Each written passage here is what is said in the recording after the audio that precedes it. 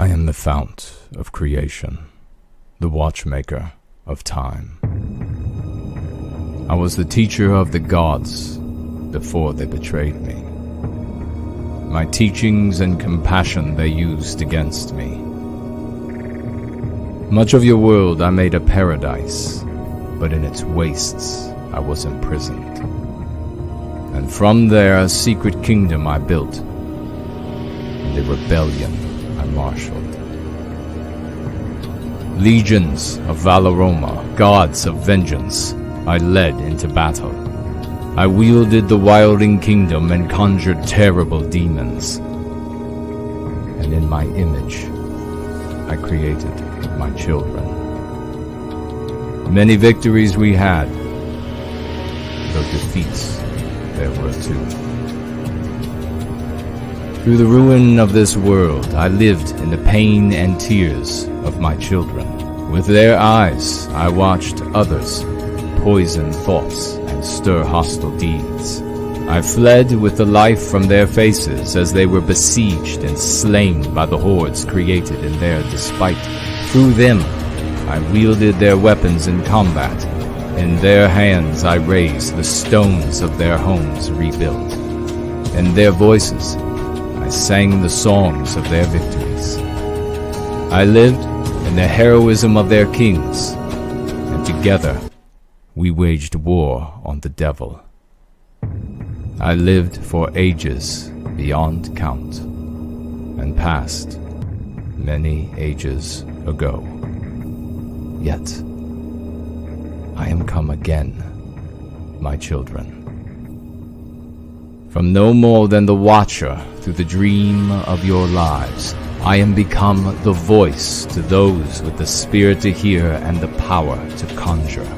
On your suffering and love, an awareness has awakened an ancient magic. Even now, my shadow rises.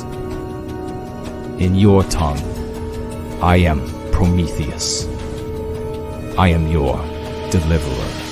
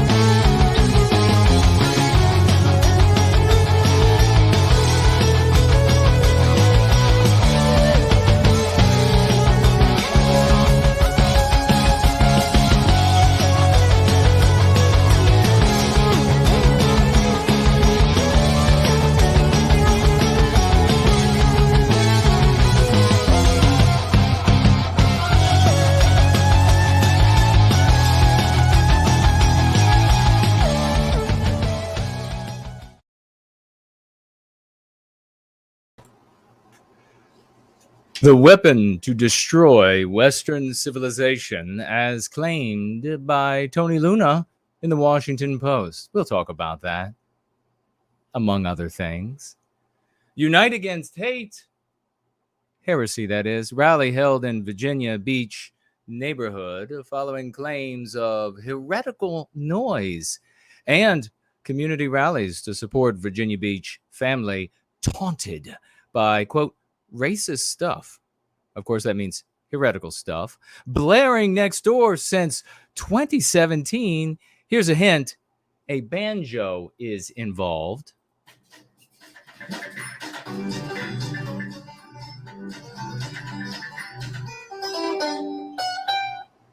Shame the anti-whites, but don't shame the white ones for being white and anti-white. I'll explain. First, GFC, Going Free Club, forming in our great country of Canada. We'll talk about it. Very exciting stuff, ladies and gentlemen. Lots of victories, your calls, comments, and for all those adult children with their parents and guardians, Forrest Gump's computer was hacked recently. True story. So he called the tech department. Quote, do you have a strong password, Forrest? Asked the voice on the phone. To which Forrest replied, of course. 1, Forrest, 1.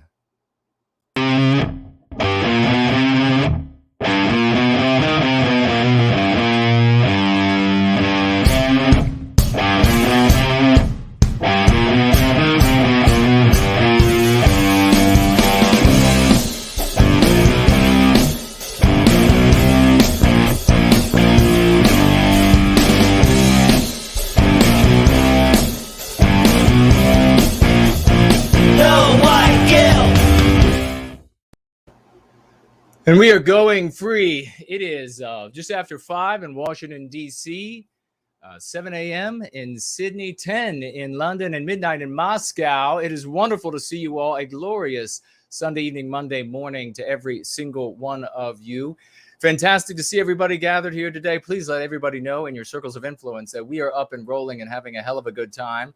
Entropy is coming up online right now as we speak. A few technical glitches with one of the machines as we were trying to get started. Nothing we can't handle. I see the great Full Moon Ancestry is with us. So is Lady Miss Coppertone. The champion of champions of For Null is with us. Vexed Peril is here. Hello. Another magnificent champion. Yes, I sent you a email, sister, asking if I could read the verbiage in the email that you sent and show the video. The great Brand Danger is here. We just had him on. Another wonderful champion here. Nathaniel, Biospirit of the West is with us, and we are going to be talking about you, sir, very shortly when we get to the mailbag. Wonderful to see you. So is Elaine Sabatino is here. So many magnificent champions. The dear, sweet lady Carlisle Cockatoo is with us. Hello, dear sister. Welcome, welcome. Dean Wood says, good evening, Jason, and a big good evening back to you. Masumi Rabbit, Steve Shaw, everybody's here. We're having fun. If you have any questions or comments, make sure that you ask them and tag me when you do. Let me get this machine rolling properly. With No White Guilt, you can do so on, of course, YouTube, and you may do so over there on D Live and on Odysee. We'll be trying to watch those as well. Looks like we have Heilings over there. Dangle is over there. I won't read the rest of that. Hello to you. Jacked BF is over there. What about over on Odysee? I see Max Anderson, Popcorn Power over there. Azimuth Clark. Wonderful to see you, champions. Thank you for going and hanging out in these other platforms when you have the ability to do so. I want to very first take a look at over the course of this past week and see, as we run the one-man show here in my office/studio, if we had any anonymous financial gifts over the past week or 2 weeks that I may have missed, and we did. Let's get a big, raucous round of emojis going. What an exciting time to be alive. How many of you out there are seeing the victories everywhere you look? We're heading into autumn. The air is getting, in the Northern Hemisphere, the air is getting crisp. It's magnificent. The victories continue to mount everywhere we look. Our brothers and sisters in the Southern Hemisphere, we're heading into spring. It's going to be beautiful, isn't it? The flowers are going to be opening up. In some places, those giant spiders will be crawling out. Yuck. We don't want those. But nonetheless, it is a wonderful time to be alive because we have nothing but room to grow, nothing but the skies to reach. And that, my friends, we are headed toward, not by playing some sort of role that has gone in the past, at some point in the past, but by being something new and original, something that truly makes a difference in the world. Just checking our settings over here to make sure it's working wonderfully, and it seems to be. We're going to start right off by getting a massive round of raucous emojis together for an anonymous financial gifter who financially gifted $100 over the course of the previous, let's see, when was this? This was actually about 2 weeks ago. Thank you so very much. $100 US. God bless you. Thank you so very much for your financial gift to White Wellbeing. There where you're unable to write a message along with your financial gift. However, saying everything that needs to be said when working class people reach out with their dollars in support of something that they really need the dollars for, but they know will change the world to benefit those, their lives, their families in the places that they live, and thereby redound to our own benefit as well, wherever we are. We are a people, a single people on planet Earth with many countries, and our well-being is only achievable and attainable by way of our group's well-being. We have to learn it. Other groups do it quite well. You may financially gift over on Entropy, which is up now and running. You can ask questions there as well. It's at a cost of 15% to you when you financially gift there. You may financially gift over on Cash App, and that is up and running as well. And we will be refreshing everybody who asks a question or makes a statement with a financial gift. We'll have that question or statement read. You may also financially gift over on Odysee with cash, as well as their library tokens, which is a cryptocurrency over there. And I don't know the value of it anymore, if it has much value. But a big thank you to everybody who has financially gifted over on Odysee, trying to keep a close look on it. And I see that we have a financial gift. I don't think we read this before. This might be new to today. Yes, I think it is. It is from Willie, financially gifting 50 library tokens. God bless you, brother. Thank you so very much for that. And writing here, great to see you again, brother. I admire your willpower and dedication to making these videos, and keep fishing men. I think either you've said that before, Willie, or that was I read that before. If not live, then I'm reading it now live. So God bless you. I really appreciate that. I really appreciate every single one of you. We're rolling already, folks, out of the gates. You may also financially gift with cryptocurrency by heading over to knowwhiteguilt.org, knowwhiteguilt.org. You'll click on the tab that says financial link. There you'll see 4 or 5 cryptocurrency links, wallets, addresses that you can click on, and you can financially gift that way. Remember, as we see these cryptocurrencies rolling up and down, you can do a lot of good with a little bit of crypto, depending upon where it is in its cycle. Keep that in mind when you're thinking about financially gifting, and when you're thinking about where you want to invest in the future of our people. You want to invest it in something that is merely a bunch of young men, old men, middle-aged men, handicapped men, fat men, skinny men, whatever they are, LARPing as something that had gone in the past at some point? Or do you want to financially gift it in something that's new, original, innovative, novel, successful? You can do that as well and be a part of history and be in the history books of our children to come. A big hello to you all again as we roll in to this regular gathering of Going Free. God bless every single one of you. Dr. Dinger is here. Wonderful to see you. J Link as well. Promethean Healing is here. I think I did mention Anglo America. Great to see you. First, last. Did this? I mean, we have first, last. We have, let's see, first, last, Biospirit of the West. And how many others do we have here? And of course, the dear sweet lady, Carlisle Cockatoo, all certified geniuses. You don't see that in many places. You don't see so many certified geniuses showing up in a single place at one time. The brain power here, it is incandescent. We attract the best. That's what ends up happening. when you are doing what works. Let's go ahead and roll. I'm going to check this really quickly, make sure that's working. Why don't we get into a story that is going to shock you? Let me ask you all some questions first. Is the sound okay? Is the video okay? Yes, I know I'm the guy on the video screen, but other than that, is it coming through okay? As I said, there were quite a few obstacles that we had to cross before rolling here, before everything was up and running, but we made it. We did it, and that's all that matters. And full of excitement because another big step is being made, ladies and gentlemen, going free clubs. We're going to be talking about that, but very exciting times indeed. So let's get on to this story, and I will look for your answers. If you will please tag me, I will deeply appreciate it with your feedback. I see there's the great Donning Armour is with us, Kingdom of Vinland. And so is Steve, and Klomp is with us as well. Hello to all of you. And this will be running a little bit behind because of the issues that are still ongoing, but we'll get it up to speed as quickly as we possibly can. I will jump over to the Washington Post right now, where we have an absolutely disgusting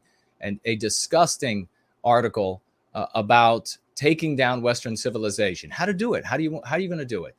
Well, according to the Washington Post, and this disgusting individual who is, I guess, interviewed in this process by 3 different authors, it is by biological white erasure. That is how, and there's some very revealing things. You are going to be very surprised. Well, maybe you all won't, but you're going to be shocked that they reveal in this article. They absolutely reveal, for those with eyes to see, the reality that it's total annihilation, total biological white erasure that the anti-whites want. And it used to require a very discerning eye in the past for some folks to be able to see exactly what was going on, to pull those out, to read between the lines, pull those threads loose, and see what the anti-whites actually meant. But indeed, it is now quite legible for all. The title: we're talking about a big, powerful phenomenon. Multiracial Americans drive change. Very bold statement indeed. While still a relatively small part of the population, more Americans than ever identify as multiracial, according to the census. And remember, I was making my prediction a few weeks ago about the census, and that the white population of the United States would be 49% by 2030, and I still hold that position. Just taking a look over here quickly, folks, making sure we're catching up, which is what we should be doing. So the article written by Sylvia Foster-Frau and Ted Melnick and Adrian Blanco. They had to have 3 people work on this article to talk about the destruction of Western civilization. What wonderful folks, you know what I mean? There's a man pictured here. I think, yeah, it's a man.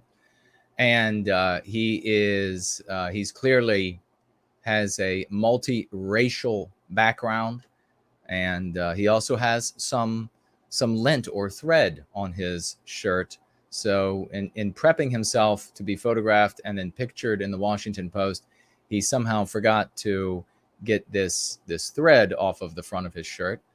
And he wore some interesting jeans all torn up. It makes you wonder, have you ever seen that? People are going to be like on national television or in the paper. And you don't have to be rich. You don't have to have like a Giorgio Armani suit. But for God's sakes, what goes through one's mind when they're like, yeah, I think I'll just wear what I wear to bed. I think I'll just look as rough as possible. Tony Luna was once again being asked to choose one of his racial identities over the other. Aw, poor guy. He firmly believed in the anti-racism training his workplace was offering. Okay, so this is the anti-white obedience training that they force white people to go through, and it is to terrorize white people about not being anti-white It is to threaten them with social lynching for not being anti-white. It is to threaten them with dragging them before these anti-white tribunals for not being anti-white. It is terrorizing and terrorism to white people. So he firmly believes, though, this anti-white individual who doesn't want to choose. It says here, actually, who is this? Half black, half white, grew up in an all-black household, but is often perceived as white.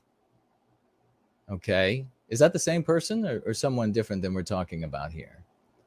Anyhow, looks like his white might be Hispanic, or so it might not actually be white. It might be Hispanic, which is, when I use it that way, I'm not talking about white Hispanics, obviously.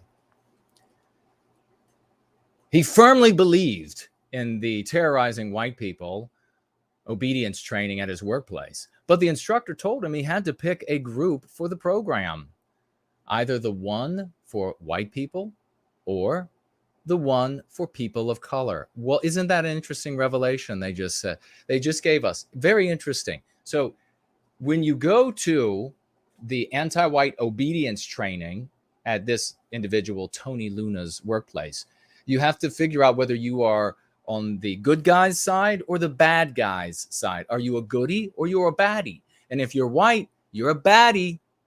And if you're non-white, you're a goodie. You see how that works? Wonderful that they're using non-white, though, isn't it? Wonder who's pushing something like that. Changing the world. Interesting. Okay. So, non-whites. Luna is biracial. Okay, so he's Filipino and white. And I guess, what else, though? Because he definitely...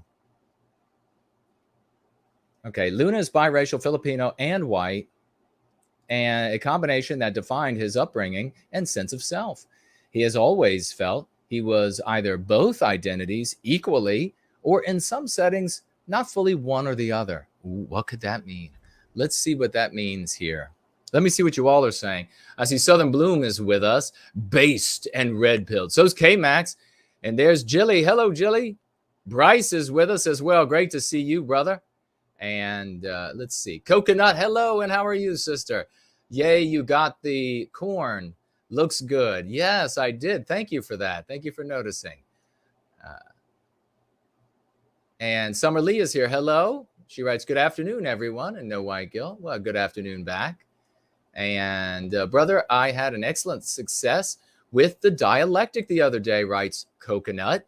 I was speaking about Antiwhiteism, and they agreed with me. So the audience Coconut had, that person ended up agreeing with her. I will be taking this further with them. That's wonderful. Thank you so much for sharing your testimony there about the success of using the concepts in Going Free with the people you are interacting with, and that it's working.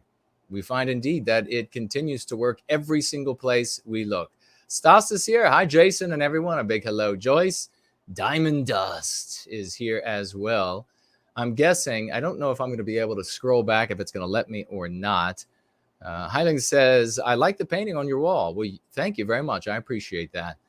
And Chief is here. Yeah, I don't know if I'm going to be able to see if anybody responded to my query about, I imagine, though, the phone would be blowing up here if the video and audio was terrible. We're going to continue with this. So the fellow here is revealing something, Tony Luna, is revealing something that sometimes he doesn't feel like he's part of either group. Well, haven't we heard that before when it comes? In fact, we'll get through this a little bit longer. And I haven't read it, but I did skim, and I noticed something that really leapt out at me and spoke a lot about the anti-whites. More people say they are multiracial, according to this census. And I would say that I don't know that necessarily means that more people are bi or multiracial. It's just that it is in vogue to be biracial or multiracial.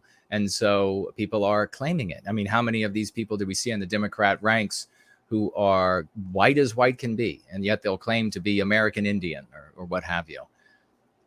Boy, there are so many names. Quote, I felt like it was a false choice. Was a question, Tony. Because you're saying which one are you more comfortable with? your mom or your dad? Luna, 49, he looks older than that, said identity can be based on how people see you, but that can be wrong for mixed people. So it's actually quite problematic, is what he's saying. It's quite problematic to have an identity. And I wonder if having an identity or not would have any bearing on your success in life or your mental well-being. Or let's see.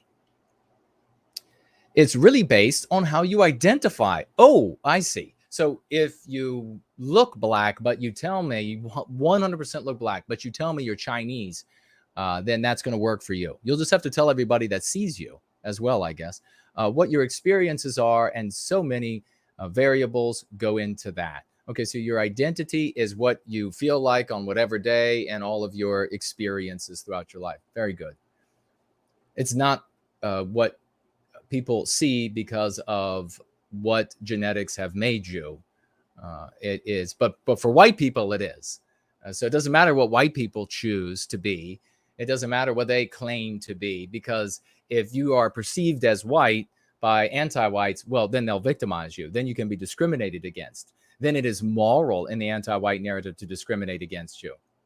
More than 33 million Americans, about 1 in 10, identify as being of 2 or more races, a number that grew by nearly 25 million people in the past decade, according to the 2020 census. Multiracial people span all different combinations of races and ethnicities and make up the fastest growing demographic in the country. Should I point out, or should I care to point out, or we really don't point out because that's not what we do here, but the fact that this argument that you could have multiracial people detonates the anti-white meme pathogen argument that there are no races. In some cities, the growth is stark, almost 1.4 million more people each in Los Angeles and New York. What a surprise.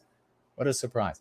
Identify as multiracial in the 2020 census compared with a decade ago. According to a Washington Post analysis, in Miami, nearly 1.6 million more did so.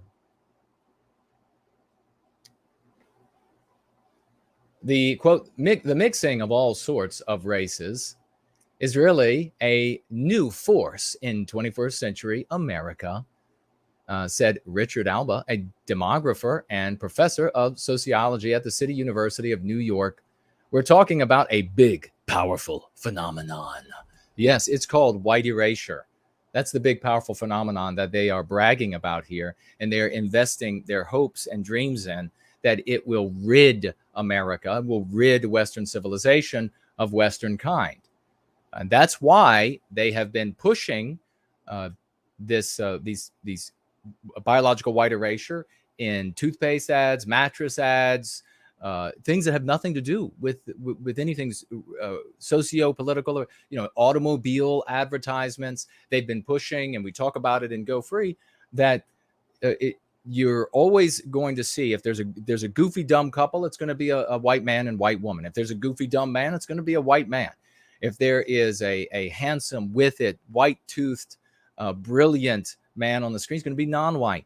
And the white women with him are going to be as happy as larks.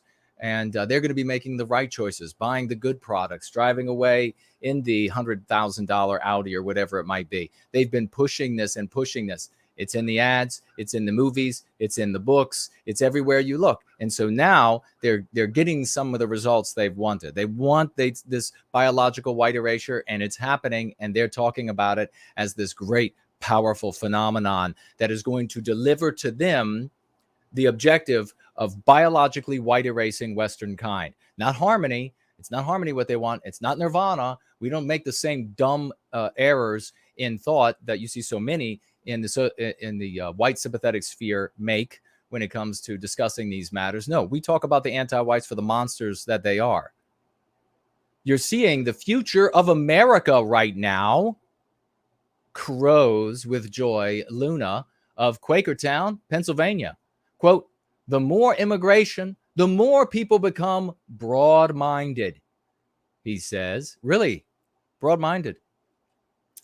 Yeah, because people coming from foreign lands, well, non-white lands, of course, if these people were pouring into the United States, if the immigration into the United States was 95% white, would he be saying, oh, it's a wonderful thing? Hell no. Hell no. You'll see more children and we won't all look a certain way. Oh, really? So the guy who has a hard time finding an identity for his entire life is elated about everybody not being able to find an identity.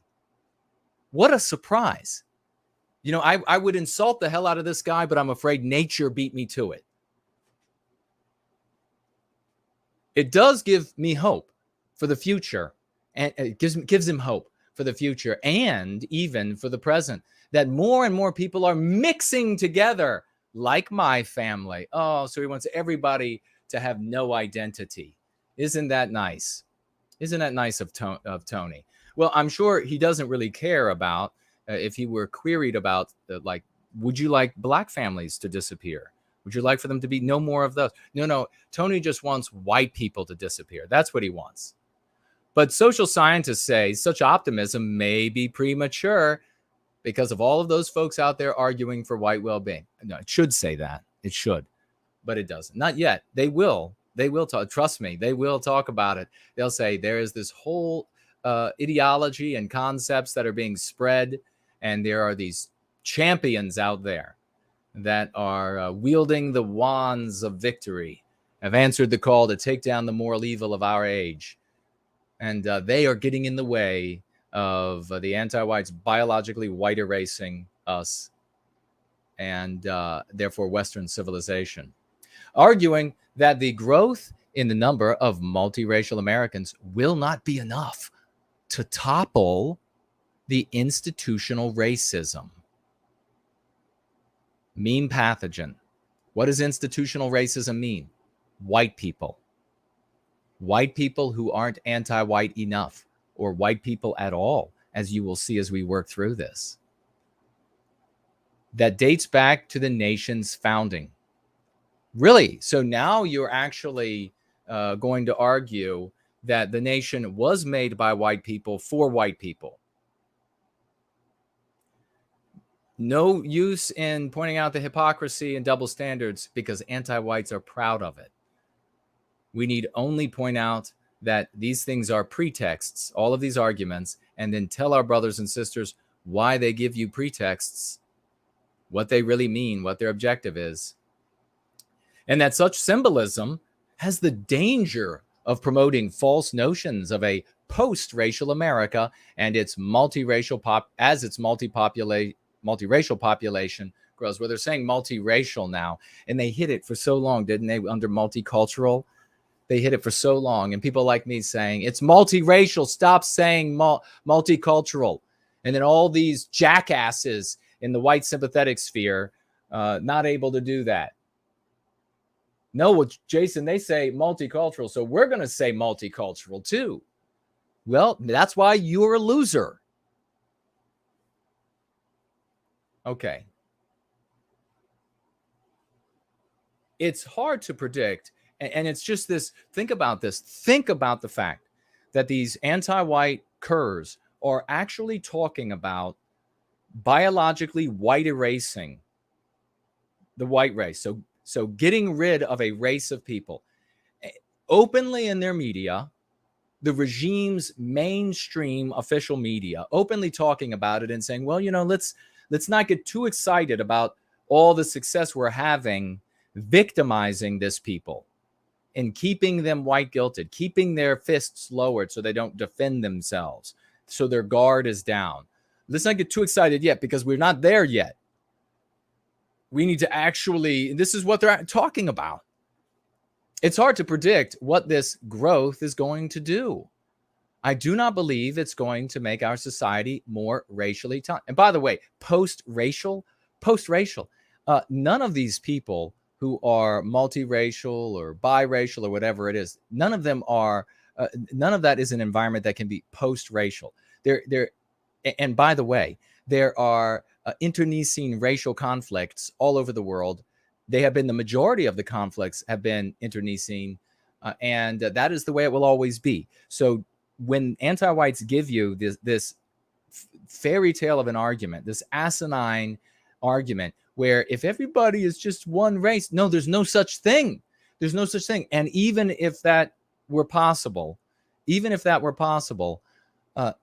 doesn't end conflict. The vast majority of conflicts have been within races, not among them, not between races. It's nonsense. It, of course, is just a pretext to get very low IQ'd girls of both sexes to go along with the idea, give their money to get out in the streets, to scream, to vituperate, and to puke, and everything else that they do, those lovely little creatures that they are. Let's see. And is going to make our society more racially tolerant, said Danielle, a University of California at Santa Barbara sociology professor who identifies as multiracial, but is often perceived as Black. How much do you want to bet that this professor shows up for Black Lives Matter? How much do you want to bet? Quote, but it is going to require a remaking of the way people think about race and the racial boundaries in our communities. Well, of course, what do they mean by that?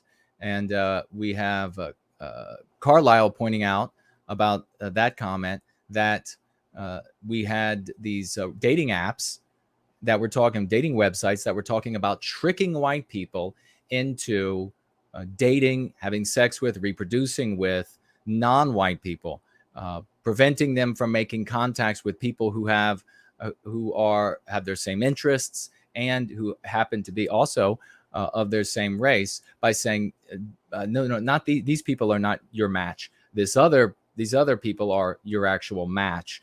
And we read to the world, and check with CNN and go back and you can look at the actual mainstream sources that were discussing this proudly as it was something that they were doing, that they outright lied to them. They outright lied to people who bought their product because of this great algorithm that would match them with people who had their same interests. And instead of that happening, they said, no, we just matched them up with people of a different race. And remember, then they said something like, it largely went well. That was a bit subjective, right? It largely went well, something like that. Check with CNN, though. I could be wrong.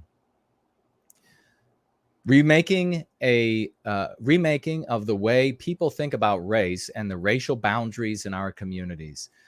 Remaking.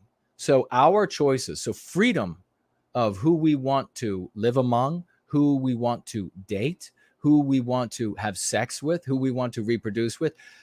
We need the anti-whites. Here's what she is saying. This Black woman who says she's not Black, but I bet she shows up at Black Lives Matter events, the professor says that we're going to have to just remake it for them. We're going to have to move the boundaries around for them.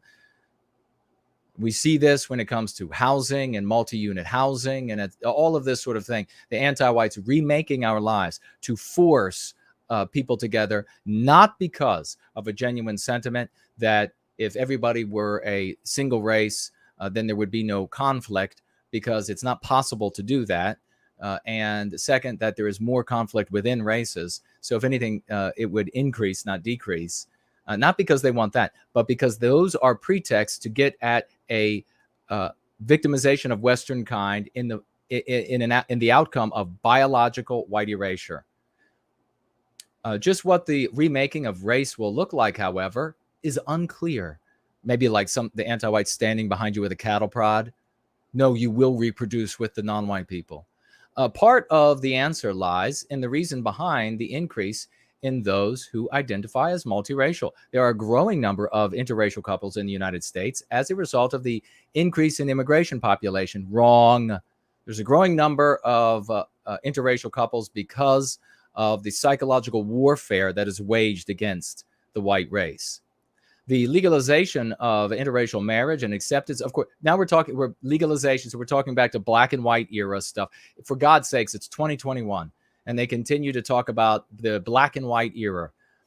Legalization of interracial marriage and acceptance of interracial relationships and technological advancements technological advancements that make it easier for people to connect with those outside their communities. So back to the dating apps and the dating websites where they trick you into, they do their very best to tell you, no, miss, none of these white guys are your match, but all these non-white guys are. And you paid however many dollars to have our very intelligent algorithm tell you which ones you will have a good life with. You don't want to be a racist. You don't want to be a heretic, do you? You don't want to be a heretic. You want to get rid of that white guilt, don't you? And these guys are your perfect matches. Just, you'll get used to heroin or whatever it is that the guy we try to match you up with. Now, of course, there are wonderful non-white men out there, but of course, I'm making a joke. Let's see. There are a growing number of, okay, we got to that. Technological advancements that make it easier, right? These couples, children and grandchildren are leading the way for the multiracial population. Remember when I had that video, YouTube, the Antiwhites of YouTube took it down a long time ago, where I showed all of the slew of commercials, just a slew. There was a woman who I was talking to about advertisements, particularly at the holiday period, and how many of them promoted biological white erasure. And she said, yeah, I think I notice them every now and again. And so I challenged her to write them down. And does anybody remember how many she ended up with over a weekend? It was like 60 or something. Crazy commercials. The number crazy. And I was able to track down the actual commercials for, I don't know, how many was it? Like 40 or something. And one of them, of course, had the white grandparents taking care of the biologically white erased children. This is the way to go. So this is how the anti-whites are endeavoring to do this, and then bragging about it in the Washington Post. Grandchildren leading the way. Census forms and coding have also been changed to capture more detail in response to the race question and better identify multiracial people. According to the Census Bureau officials, a growing number, in other words, we've taught people it's so vogue to be this, and we want to let them mark it off on the form that they are vogue and moral and with it, or whatever it might be. Some people are identifying with multiple races for the first time after learning of their heritage through the proliferation of at-home DNA tests or ethnic studies courses that shine a light on their origins, an interpretation of race based on one's lineage, with which some scholars take issue. Of course, if you're white, you're still going to get the hammer. And as social scientists lean in to study this growing group with renewed interest, multiracial Americans like Luna are, wasn't there a girl in the Harry Potter, Luna? Wasn't she like a loony? And I think that's what is, from now on, we'll call Luna Looney. He's Luna Looney. Patrick of Southtown is with us, and so is the great Franklin Peanut. Great to see you, brother. Quote, this is a newly developing phenomenon, so everything we talk about has no precedent, Danielle said. We're trying to figure out how to navigate this, how to study this. In other words, how to use it as psychological warfare against you, and therefore keep your guard down, keep you white guilted, and surrendering to anti-whiteism until a Western kind is no more. Susan Graham, under the rubric of the rise of at-home DNA testing, Susan Graham, 70, I guess, years of age, identified as white until she took one of those popular DNA tests a few years ago. According to the results, she was 97% Ashkenazi Jewish and 3% Black and Asian, she said. Well, isn't that special? Graham, who founded an organization I just hesitate to read. I hesitate to read further. Graham, who founded an organization, I'm sure, to protect white children from hating themselves, right? That's what's about to come next. Graham, who founded an organization to advocate for biracial children. Oh, okay. Like hers, and her husband is Black. marked all 3 races on the census, and now identifies as multiracial, not white. Well, I'm afraid, Susan, you were never part of our group. You were Jewish, and so you have started an organization that seeks to biologically white erase Western kind, it seems to me, but I'm sure CNN will investigate and will have some real in-depth exposés on what is behind Graham's motivation. Quote, if anybody asks me, are you multiracial? I would have to say yes. I'm multiracial, said Graham of California. The popularity and ease of at-home DNA tests have led to a problematic conflation of genes and heritage with race. Sociologists said, oh, problematic. Listen, I know it's a horse, but it says it's a cow. It wants to hang out with the cows. It looks like a horse. Everything about it is a horse, but it says it's a cow. The popularity and ease of at home has made this problematic for the sociologists who don't have a real science, so they're just fiddling around with crayons and building blocks. That has contributed to an unknown number of people marking multiple races on the census, despite having grown up identifying as one race, being perceived as that race, and living in a culture that reflects that race. Well, then aren't they that race? To say that translates to somebody identifying as white, black, Asian because their genetic ancestry points to those places on the globe is just really a wild and super problematic. It's just really wild and super problematic, says somebody with the last name Sharma, a professor of Asian American and African American studies at Northwestern University. I find this to be, in some cases, a really racist role of peak whiteness. Oh, wow. So not giving these people many different columns that for them to check is heretical, but also giving them all of these different options is also heretical. Isn't that something? Let's see, we're having a bit of an issue over here, but we'll get it straightened down.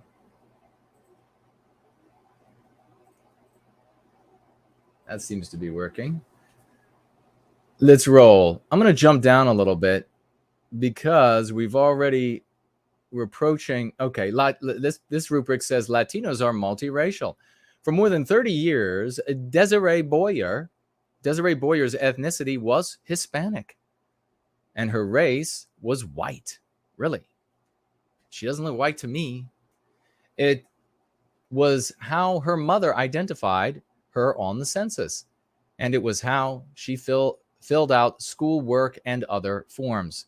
Hispanic is considered an ethnicity, not a race, and is listed as a separate question on the census and on many institutional forms. But a few years ago, Boyer took a Mexican American studies class at a San Antonio community college, where the big thinkers go. That changed her sense of self-identification. She learned that her family, which had lived on Texas land for decades, therefore she's more deserving than white people, even though we created Texas, and had uttered the refrain, quote, we didn't cross the border crossed us. Oh, good for you. Good for you. You mean we came in and built civilization? I mean, that's what you're saying with that meme pathogen through the generations was technically, wait, she's been there for decades, not centuries, was technically indigenous to the area. Suddenly things started to make sense. The corn-based traditional food like tortillas, and really seriously, her brown skin. Yeah, that's another giveaway. The fact that her family was Hispanic, but not immigrants. Okay. That's quote, that's where I started connecting the dots. Wow, we're more than what they tell us, she said. We are actually indigenous. Oh, so she found a way to, perhaps she's been suffering from the discrimination that is targets white people. And now she's found a way to get out from underneath of that discrimination. We are part of this land. We have these traditions and things that go so far back, So what is she saying? She's saying that the country, not the land, the country, the United States is hers. It's more legitimately hers. Another meme pathogen. What did your people do with it before we built Western civilization here? Why we didn't think about it, why we don't go that far back in our history is a shame, said Boyer, 34. It is a shame. Return to your people. So on the 2020 census, Boyer marked white in homage to her European ancestors and American Indian for her indigenous ones on the latest census. Why are you still marking that? For her, marking Native American Indian was both an act of reclaiming her indigenous heritage. And I'll tell you right now, there are plenty of American Indians who will not have her, would say she's absolutely not American Indian. Was both an act of reclaiming her indigenous heritage and pushing back against the forces that had long told her Mexican-American family to act white and assimilate to white culture. No, please, magnify, project your biospirit elsewhere. Don't come into Western civilization. When you come into Western civilization, yeah, there's going to be a social pressure because you are numerically inferior, and therefore there's going to be so you are what we refer to as numerically diffident. There's going to be a social pressure to conform to our standards. This is the country we make. Western civilization is the civilization that we build. Of course, ask CNN. But now she's saying, no, now there are enough of us. Now we have numerical courage, and we're not going to conform to your norms anymore. And by the way, you don't have any norms at the same time. You see how it's all just pretexts, folks? In U.S. history, Latinos have traditionally marked themselves as white to avoid segregation and other forms of discrimination. Of course, they enclave. They go live amongst themselves, said Juan, retired Mexican-American studies professor, Palo Alto College, the community college where Boyer took the ethnic studies class. He said the growth of multiracial Latinos representing a rising awareness of many Latinos' inherent multiracialism, not multiculturalism. They're letting the trench coat fly wide open, aren't they? Not mask gone a long time ago. The trench coat is open. Part indigenous and sometimes part black. But Sharma said one's lineage as indigenous does not translate to belonging to the Native American racial group. And so people discovering such lineage should not necessarily mark it on the census. Ooh, so there's a little bit of a disagreement there. What happened to the harmony that we were supposed to see? Without, let's see, community and the indicators, racial identity with Native. Okay, so American Indians not necessarily happy with these people claiming to be part of their group. Quote, the stakes for indigenous people are so high, it feels like another form of erasure. Well. It matters when it's an American Indian. Well, it'll just be written right up in the Washington Post, and they will sympathize with that. Feels like erasure to have people who are not actually in your group claiming to be part of your group. Feels like another form of erasure. I don't think race can be put on and taken off. Whoa, said Sharma.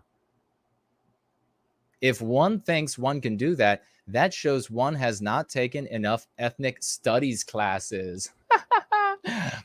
Isn't it fantastic when the anti-whites, and this is, we talked about this. This is the point, folks, that I think it was last year we hit on it more. We call it the event horizon. We take it from physics, and technically it's the event horizon is the edge of the black hole. If they actually, I know they think they have photographed them, but if they actually exist, it is the point at which we can't see anything else because of the gravity. So we don't know what happens beyond that.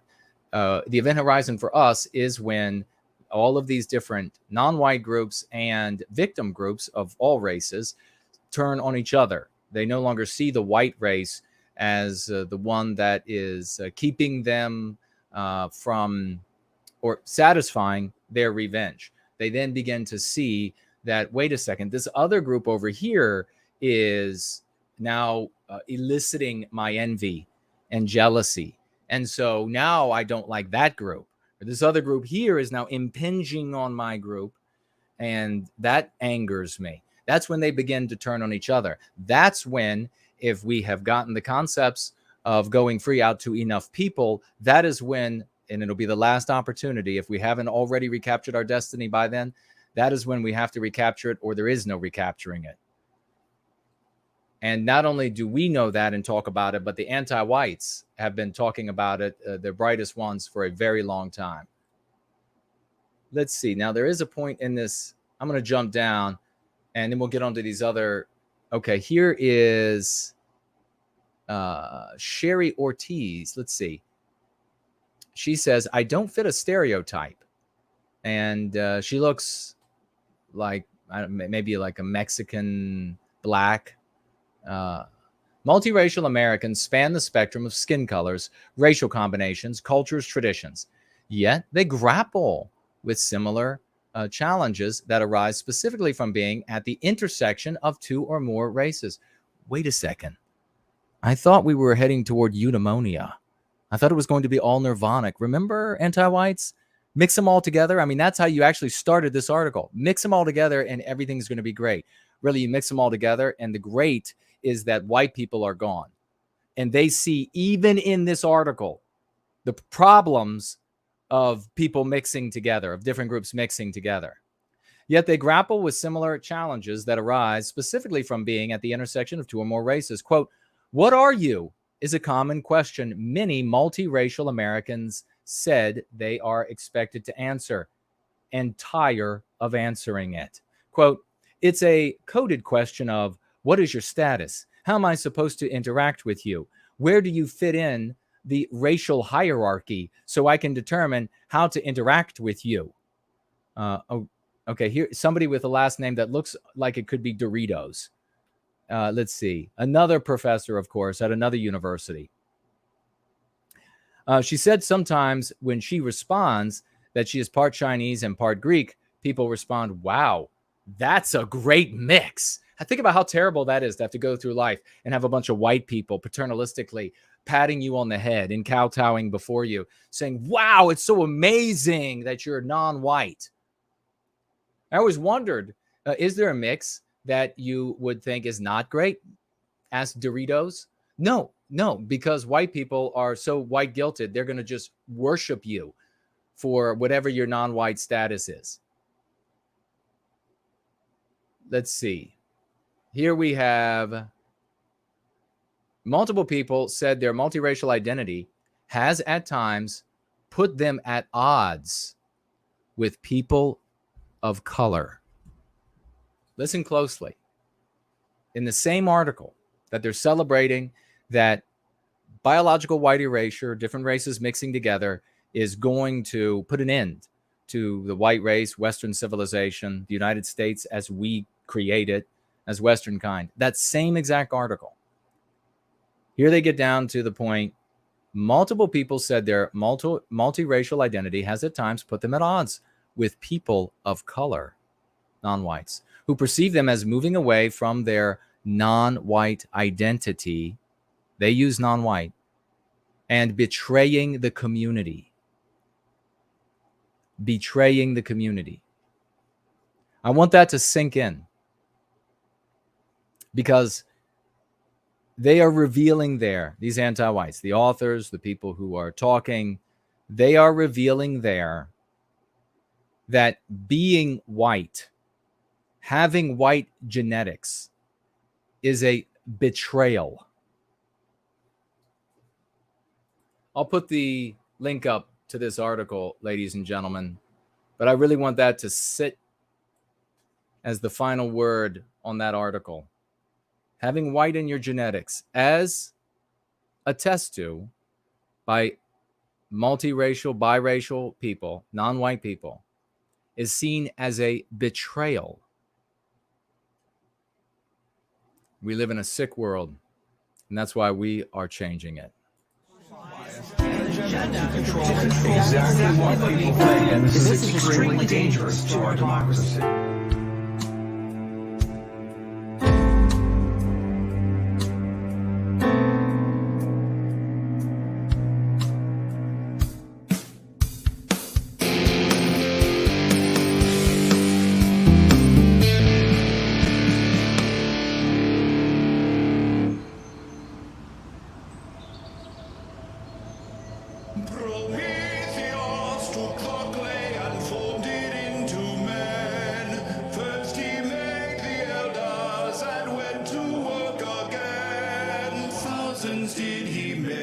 setting them upon the knoll. He sang into their dreams, great visions fill their souls, awakened to a paradise, preserved in script and song.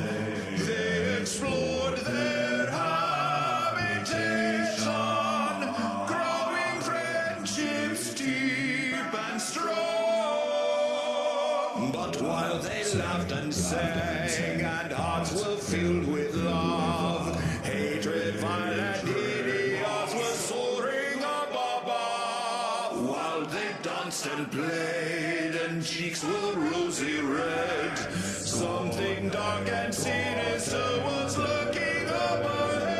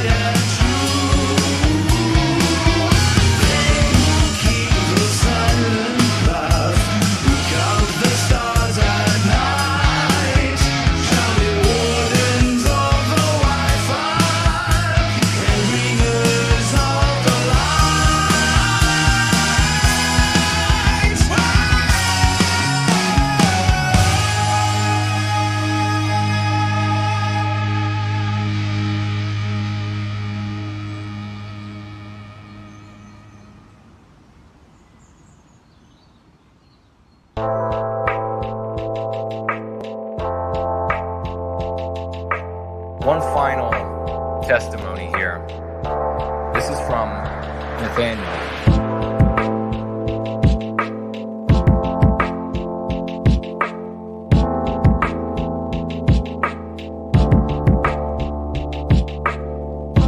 I just found this, and it speaks to me on a lot of levels. Too many forget that the continuance of a people should come from the love of one's own people, and not a hate for the other. I hate the mistakes I made. I wear them every day, and some I even wish I could take back. But time is merciless and flows only forward. I'm trying to rectify them, but some I may just have to live with. It's an uphill battle. Listen to this guy, No White Guilt. Listen to this guy, No White Guilt. No white guilt. No White Guilt. Listen to this guy, No White Guilt. No white guilt. No White Guilt. Everything from being a man to encouraging your kin to face tattoos, to how you identify yourself and your beliefs, to discerning your motivations for why you want to see the children of the West survive. Don't make my mistakes. You'll feel like a fool otherwise. Don't make my mistakes. As from Nathaniel Nelson, a warning to him about the warnings that he wished he had somebody share with him. Listen to this guy, No White Guilt. No white guilt. No White Guilt. Listen to this guy, No White Guilt. No white guilt. No White Guilt.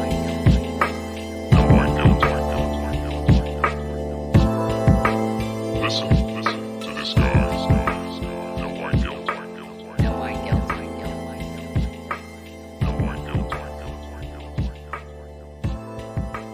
Listen to this guy, No White Guilt.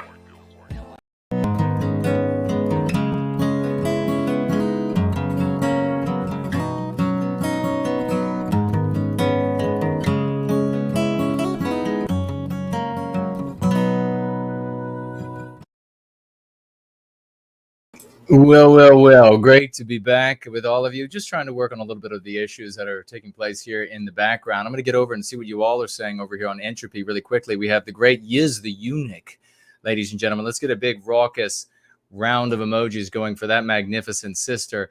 Financially gifting $25. Thank you so much, Yiz. What a champion. She is on top of the lexicon. She is out in other communities. She is sharing the key concepts and much more, and then shows up with all of us financially gifting. She writes, I had a white, positive, patriot camping trip meetup this weekend. Wow, that is awesome.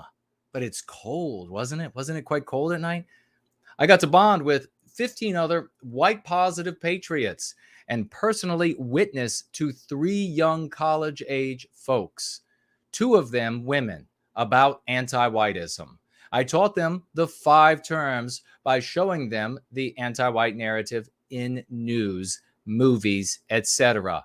We are winning. Kip, God bless you. We love you, Yiz. That was fantastic work. My gosh, that is exactly what we should be doing. Yiz is a paragon, and she's out there doing exactly what we should be doing and having success, as all of those who do what we are supposed to do have success. Thank you so very much. White Positive Patriot camping trip meetup this weekend. Got to bond with 15 other white positive patriots and personally witnessed to 3. What if we were all doing this? Think about how magnificent that would be, ladies and gentlemen. Got to bond with 3 young college-age folks, 2 of them women, about anti-whiteism. I taught them the 5 key concepts by showing them the anti-white narrative in the news, the movies, etc. That's the only reason we talk about it, folks. That's the only. We don't doom document. We don't doom dissect. We talk about these things. We bring them up for the purpose of sharing the key concepts of going free. And some of those folks, when they're ready, if they're ready to go free, full-fledged with the practice of going free of the anti-white narrative, we're there to help them get on board. But at a bare minimum, we share some of the most powerful concepts, because they will keep them and use them in their lives since they work. Passing them on as a curative contagion. God bless you, Yiz.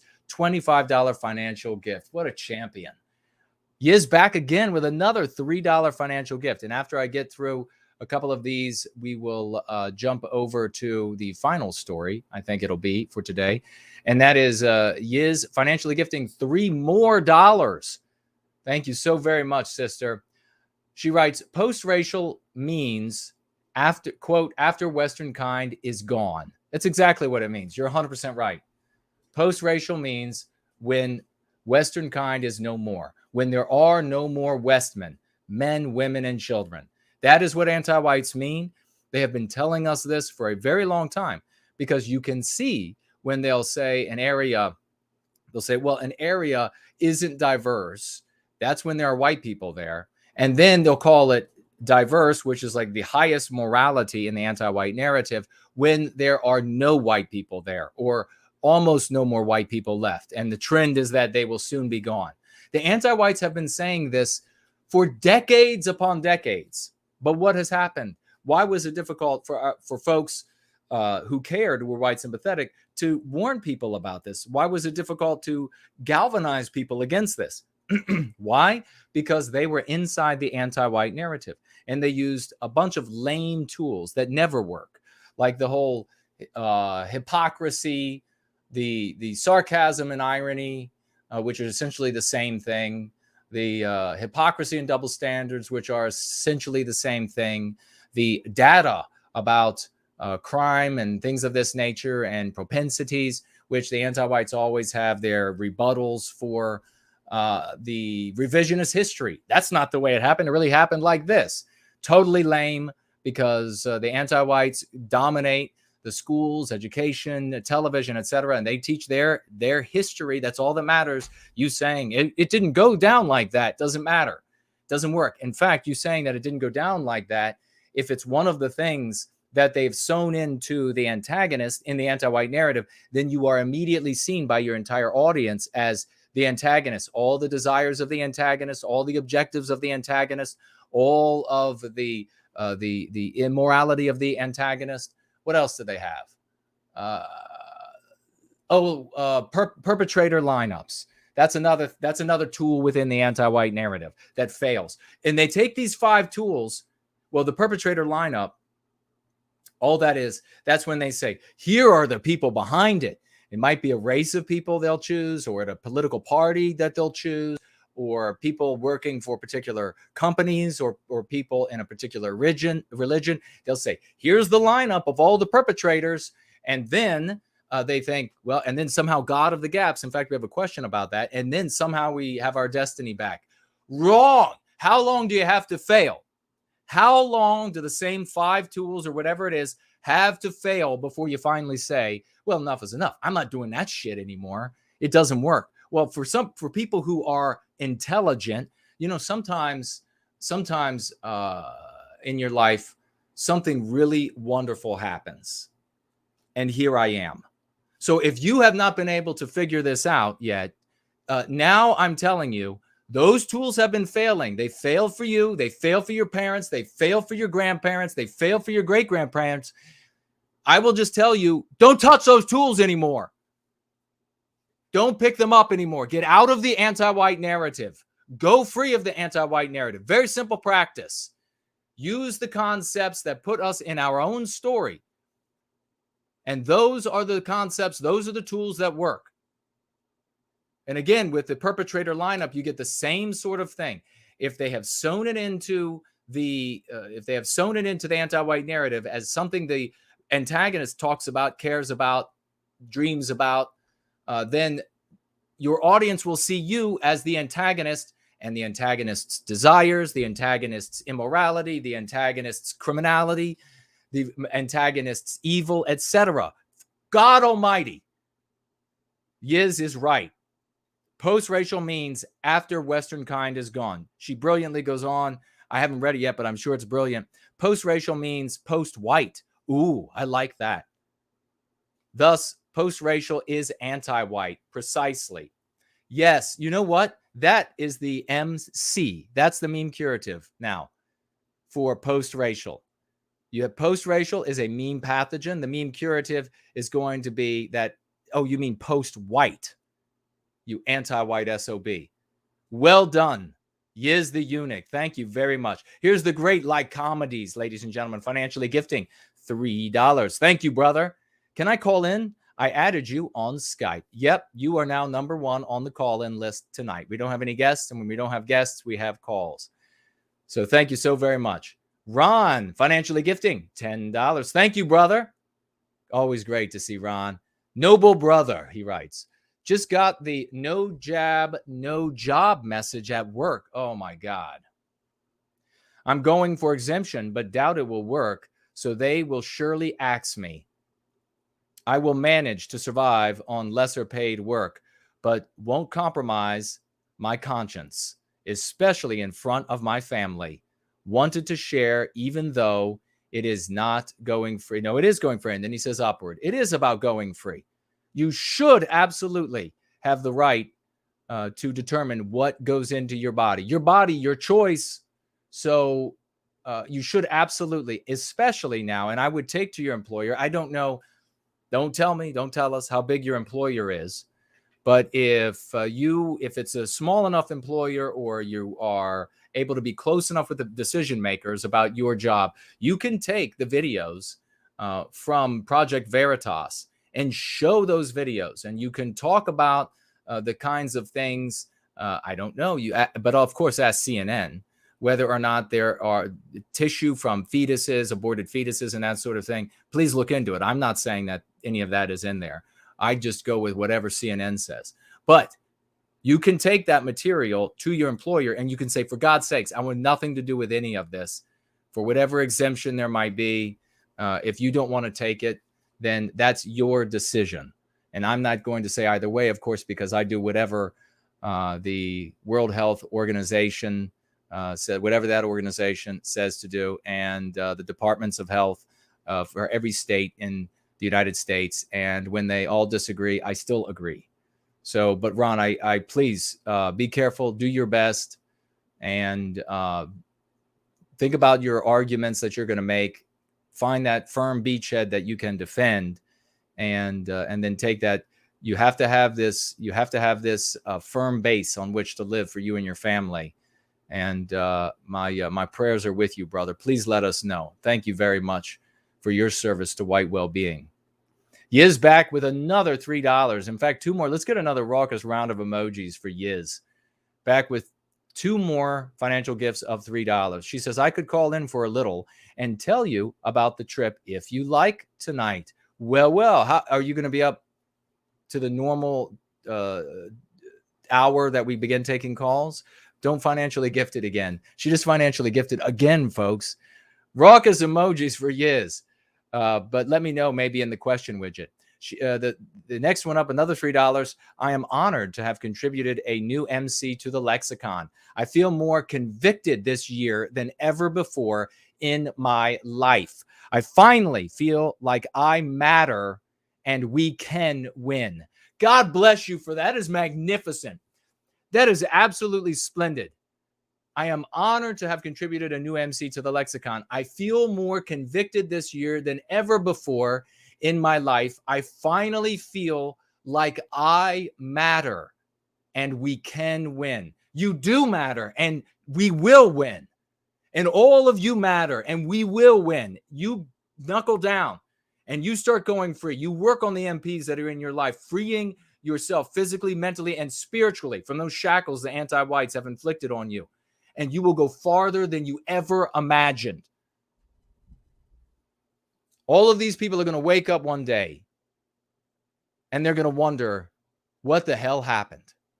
I mean, anti-whites and those in the white sympathetic sphere that decided to turn their backs, who decided to ignore us and what in the successes we're having. Oh yeah, they'll be left behind. Rest assured, big names in the white sympathetic sphere, they won't be let through the door at the party, but you will. Thank you so much, Yiz, and every one of you. Yiz with another $3. If I worded it as an MC, it would be post-racial means post-white. Therefore, post-racial is anti-white. Beautiful, beautiful. It's in iteration 3. And I oppose anything with an anti-white conclusion because anti-whiteism is immoral. Very well written. God bless you. We love you, Yiz. It's fantastic. Let me spin around to here really quickly. We'll see if we can get this to work. As I said, we've been having, if you can imagine it, I am still this amazing, even though we're having massive computer problems. All right, it's still good. We're still blank there. I think we're blank over on Cash App. Haven't missed anything.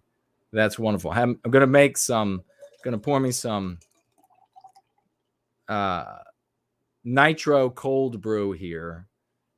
We'll see if we can, let me pull up the camera so I can see if we can see there's a little bit of a head there. It's coming up now. Not alcohol. Not saying there's anything terribly wrong for folks who have an occasional drink, but don't abuse anything. Okay, so yes, we're blank here, it looks like. And I may be able to scroll through your conversation on the other. Oh, wait, it might be working for right the moment, at least. I'll scroll back, and then we'll try to move forward and see if it will work with us or not. Remember, tag me as No White Guilt. Doesn't matter what platform you are on. And if any of the platforms are malfunctioning, we might be being interfered with a bit by the anti-whites. I don't know. But if we're being interfered, if you notice that you're having any issues, let us know. And let's see. Jack says, if employers were half in tune with what's happening, a quick look at deaths after, okay. That one I won't necessarily read out loud because the ear is against the door. The ear is against the door. Looks like everything is going okay over on D Live and on Odysee. So we just had the great Nathaniel Nelson, and we have quite a testimonial to read from that gentleman in just a little bit. He said, $3 financial gift. Thank you, dear brother. He writes, COVID shots. Read the COVID shots. Use the lessons of going free to mandatory shots. Vax equals injections. Passports equals obedience papers, etc. Use your brain. There's a narrative around COVID too. Yes, indeed, brother. Yes, indeed. And we'll continue to talk about it in the way that we can, as best we can. But there is it's definitely firmly entrenched within the anti-white narrative. So let's see. JW is here. Apollo is with us. Macro is with us. Greek American is with us. Hello to you all. Baldor is with us. Hello. Welcome, brother. Mrs. Jess Horse, hello to you and welcome. Great to see everybody today. Based and red-pilled. Budgie Burger, hello and welcome. Lockie is with us. Hello. How are you, brother? Or was that too close to the exact way you want it pronounced? Great to see you as I am allowed to slowly move through the chat by whatever is taking place here. I will, though. Isn't that amazing that when I skimmed that article from the Washington Post, and I'll put the link up after the gathering. When I skimmed it, and I came across that the anti-white non-whites considering non-whites with white heritage to be betraying their identity. Wow. They could not make it clearer that biological white erasure is the objective. They can't even stand the remnant of white genetics in the non-whites in their community. They consider it a betrayal. Sickening. Let's move on to this. Unite Against Hate, they actually called it, ladies and gentlemen. Unite Against Hate rally. And we might actually be able to do, let's see if this will work. I think it might. Unite Against Hate, quote. So Unite Against Heresy is the title. Rally held in Virginia Beach neighborhood following claims of racist noise. Racist noise. What is that, you might ask? Or you probably say, what the hell? Heretical noise. This is by Antoinette Delbel. Antoinette Delbel. All right. She doesn't look like an original Antoinette. Virginia Beach, Virginia, but I'm sure she's the best Antoinette out there.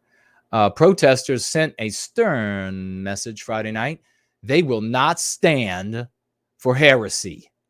Quote, we should just live happy together. That's why we're going to slaughter these people. I added that. They didn't really write that. Said James Washington Jr., a BLM 757 protester. Quote, we should be coming together, not going back. That's why they're going to harass and destroy the person and family who is responsible for the heretical noise. Black Lives Matter 757 demonstrators gathered on Jasmine Court, standing shoulder to shoulder, terrorizing the Virginia Beach neighborhood. It comes after the community. Now, of course, why don't we just call it what it is? These are anti-white terror troops, because we know very well what the anti-whites would call this. And that's not the end of our argument, because we are outside of the anti-white narrative. If a bunch of white men got out there shoulder to shoulder, they would call it terror. It is terror when they do it.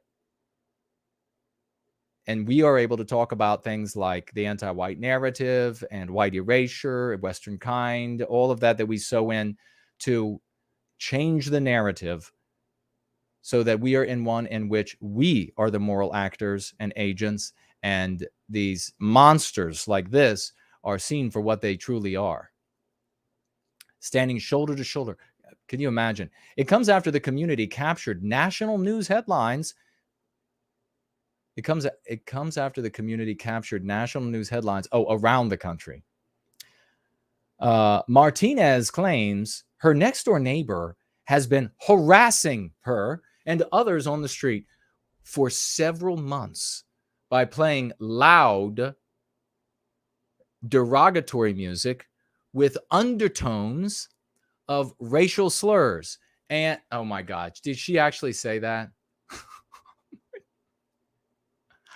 So it's music, from what I can tell from the couple articles I've looked at, it's banjo music without lyrics. There aren't things being said. They're not, they don't have like the sentence in the song was quote. There's none of that. It's just banjo playing. And so she says here that he's playing loud banjo music, and the music, therefore, is derogatory with undertones of racial slurs and monkey noises, she claims, Martinez claims. I think she needs a psychiatrist and maybe a test for hearing disorders. The banjo-like music, banjo-like, you mean just banjo? And strobe lights were triggered by motion sensors, she says, or claims. This is 2021, said BLM 757 protester, anti-white terrorist Holmes. This lady and her family had to deal with the same type of stuff that my grandfather had to deal with. White people are all over. Tired of dealing with them. He probably was thinking that, Holmes. But They didn't actually put it in the R. They decided the so-called the typist Antoinette decided, I'm going to include that. Grandfather had to deal with, we just want to let him know it's not going to be tolerated. He may not play banjo music in their neighborhood. News 3 spoke with Martinez, who said she appreciates the community coming together to terrorize the White family. The demonization caught the attention of other neighbors who said that, or demonstration, I apologize, it is a demonization of the White family. The demonstration caught the attention of other neighbors who say people who don't respect one another don't belong here. So doesn't that mean you? They like banjo music. Respect them. Show some respect. People like this are going to continue to exist, said one neighbor. I just wish they'd move. To where? The bottom of the ocean? That's where you want them. I mean, these non-white people, the only way, anti-white non-white people and anti-white white people, the only way they actually like white people who are not anti-white is in a bag and underwater, just like they like their tea bags. That's all I can say about it. I just wish they'd move out of here, out of our neighborhood. Oh my God, could you imagine the hubris? Go to hell. Go to hell. I'm going to go ahead and go out on a limb. I don't know the exact neighborhood, but I'm going to go out on a limb and say that the neighborhood has been there and was probably all white, built by white people, probably all white, and it has now become non-white. And now you want the final few white people out of your neighborhood. Sounds a bit like what we experience all over the Western world, like what we're experiencing in South Africa. They just want us out. News 3 tried talking to the neighbor, but he didn't answer his door, which I wonder why. Because you know these bastards, Antoinette, I wonder what she would write about him. It wouldn't matter what he said. He could actually be just playing the banjo. He could be a banjo aficionado and have hundreds of them hanging on the walls in his house, along with pictures of a black wife that perhaps died, and that's why they don't know her. And Antoinette would still make him out to be Beelzebub himself. The music and noise coming from the house have since stopped. I wonder why. Police said, I wonder why the anti-white terror troops show up and the guy decided to stop playing his music. Police said that while the behavior is disturbing, it's not a crime and doesn't violate city ordinances. So it wasn't even so loud or during hours that it was a crime. It was just banjo music. Attorney General Mark Herring took to Twitter to condemn. So the Virginia State Attorney General got involved in this because some white guy likes banjo music. Now, I don't know what all the details are. Maybe the guy's a total ass. Maybe he's an ant for all. I don't know. But I'm sure they would say so if he was. I'm sure they would. There was, like I said, if there were lyrics that were actually derogatory, or if he was hanging some sort of flags or symbols or stickers on his vehicles or whatever it might be, they would be talking about. They're not talking about it. He's got banjo music playing from his house.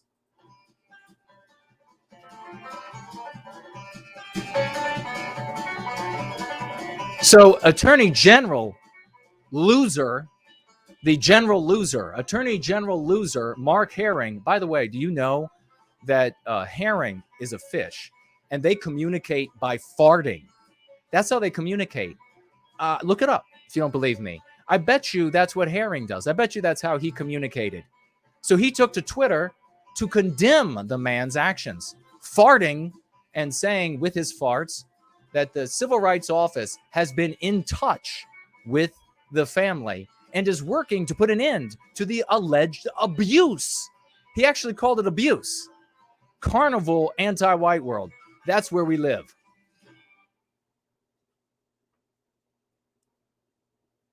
And I'll finally close this story with this.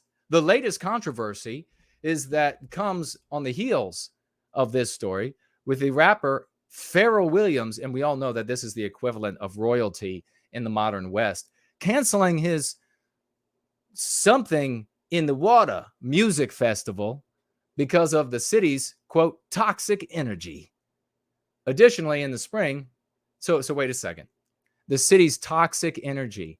Darn, the rapper won't come to town. That should be a slogan we put on a bumper sticker. How to prevent the rapper from coming to town. Canceling his Something in the Water music festival because of the city's toxic energy. This guy who's been, I assume he's white. He must be, no matter what he claims. You know, if he's claiming he's Hispanic or American Indian or whatever, they see him as white. So it doesn't matter when it's a white person, reaching back to the other story, and playing his banjo music. Why didn't Farrell ask him to come up on stage and break it down for him during the rap song? Instead, though, he says, no, it's toxic energy in that community. White people still there.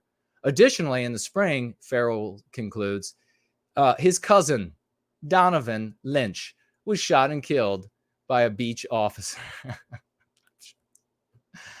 I'm sure he was probably reading Plato to all who would hear him on the city corner. I would think probably that has more to do with Farrell's cancellation, the fact that the police know the family quite well. Let's see if you all had anything else to say. We do. We have a Mr. Bloom is here. Great to see you, brother. Haven't seen you in a while. He writes with $5 financial gift. Thank you. Promethean hail, Jason. I hope you're doing well. Look forward to when I can catch you live again. So busy lately. When you can please take a look at my Skype. Please take a look at my Skype messages. I appreciate you are extremely busy, so no rush. God bless. I will absolutely do it. That message will be up on Entropy Brother and will help me to remember and to get to it ASAP. So God bless you. Promethean hails to you. Over here on the question widget, let's see quickly if Yiz says, yes, Jason, I can be around later for a phone call. If it's still Skype you use, I'll be ready when you say. Yes, sister, you are on number 2 on the call list. Let me take a look here and see what we have without going to a full break, but we will do a little bumper. We will come back for the Go Free lesson of the day.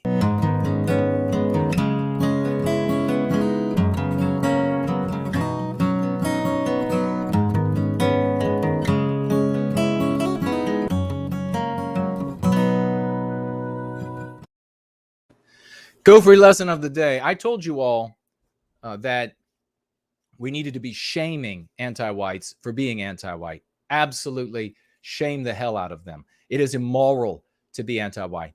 It is unethical to be anti-white. It is evil to be anti-white.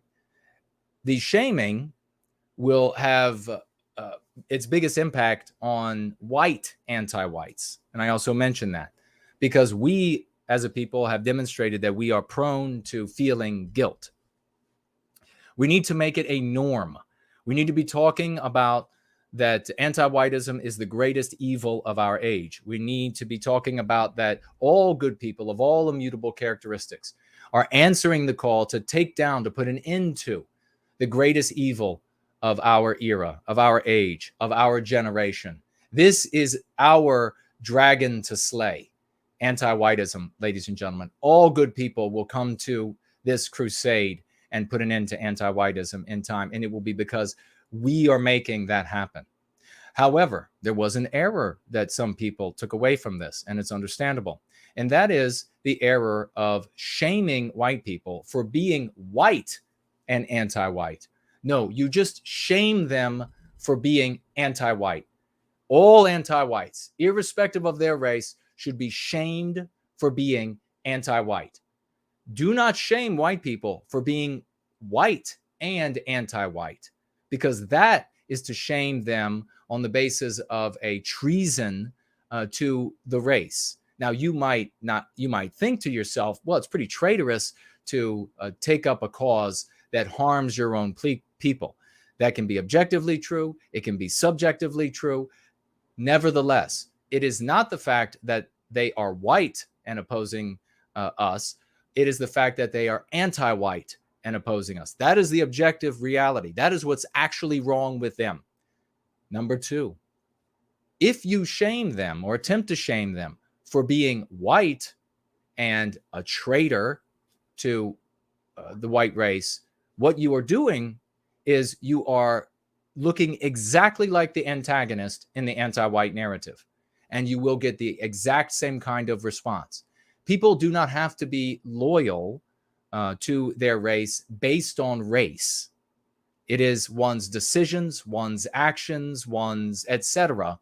that makes people good or bad, not their immutable characteristics. So it can be a little difficult to understand, maybe at first, especially when you grow up in a white sympathetic sphere that is LARPing like there's no tomorrow to a Hollywood version of the 1930s. But the reality is that it is the decision to think and be anti-white, act anti-white, that makes a person immoral, that makes a person unethical. So never shame a white person for being white and anti-white. Shame them, whether they're white or any race, for being anti-white.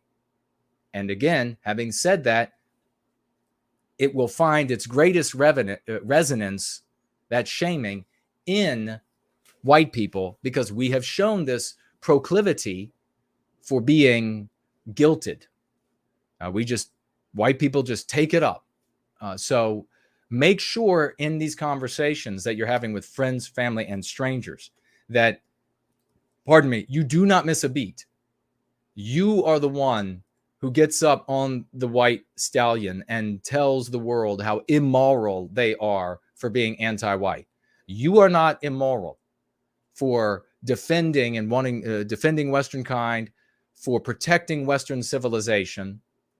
And again, you can point out to those family members or friends or strangers who are very timid, and they're worried about, initially about wavering at all, stepping at all away from the anti-white narrative. You can inform them that non-white people are collateral damage, and everyone in this attack on Western kind, and everyone is going to suffer Western civilization losing its identity, becoming something tyrannical, becoming something that is more reminiscent of banana republics or third world tyrannies, etc. Everyone will suffer that. You can begin there, meet them on that middle ground, and then take them where they need to go, empowering them with the 5 key concepts and more, and hopefully by God, enabling them to go free of the anti-white narrative. So I did want to mention that. And I also wanted to mention, this is what we're going to be so very excited as part of the Going Free lesson of the day. Get out your raucous emojis, ladies and gentlemen, for the great Mr. V. And we'll talk with him. I'm sure he'll be around later tonight. We'll talk with him on the phone about this. But we have, and I want to show you all this. I finally got my copy, and that's what's over my right shoulder here that you're looking at. Copies of second edition, iteration 2 of Go Free, and a guide to aligning with the archetype of Western kind. And I'm going to read to you a page on what we have in the book called Going Free Clubs, GFCs. Going Free Club. Very exciting development. And it's very exciting. We're going to have those raucous emojis going for the great Mr. V, because he is the very first setting up a Going Free club in our great country of Canada. Think about this. We are global, ladies and gentlemen. We have our first candidate running for office was Raymond Foster, and he's still working at it in Australia. Our first Going Free club is in Canada. We have had leaflets delivered in Monte Carlo.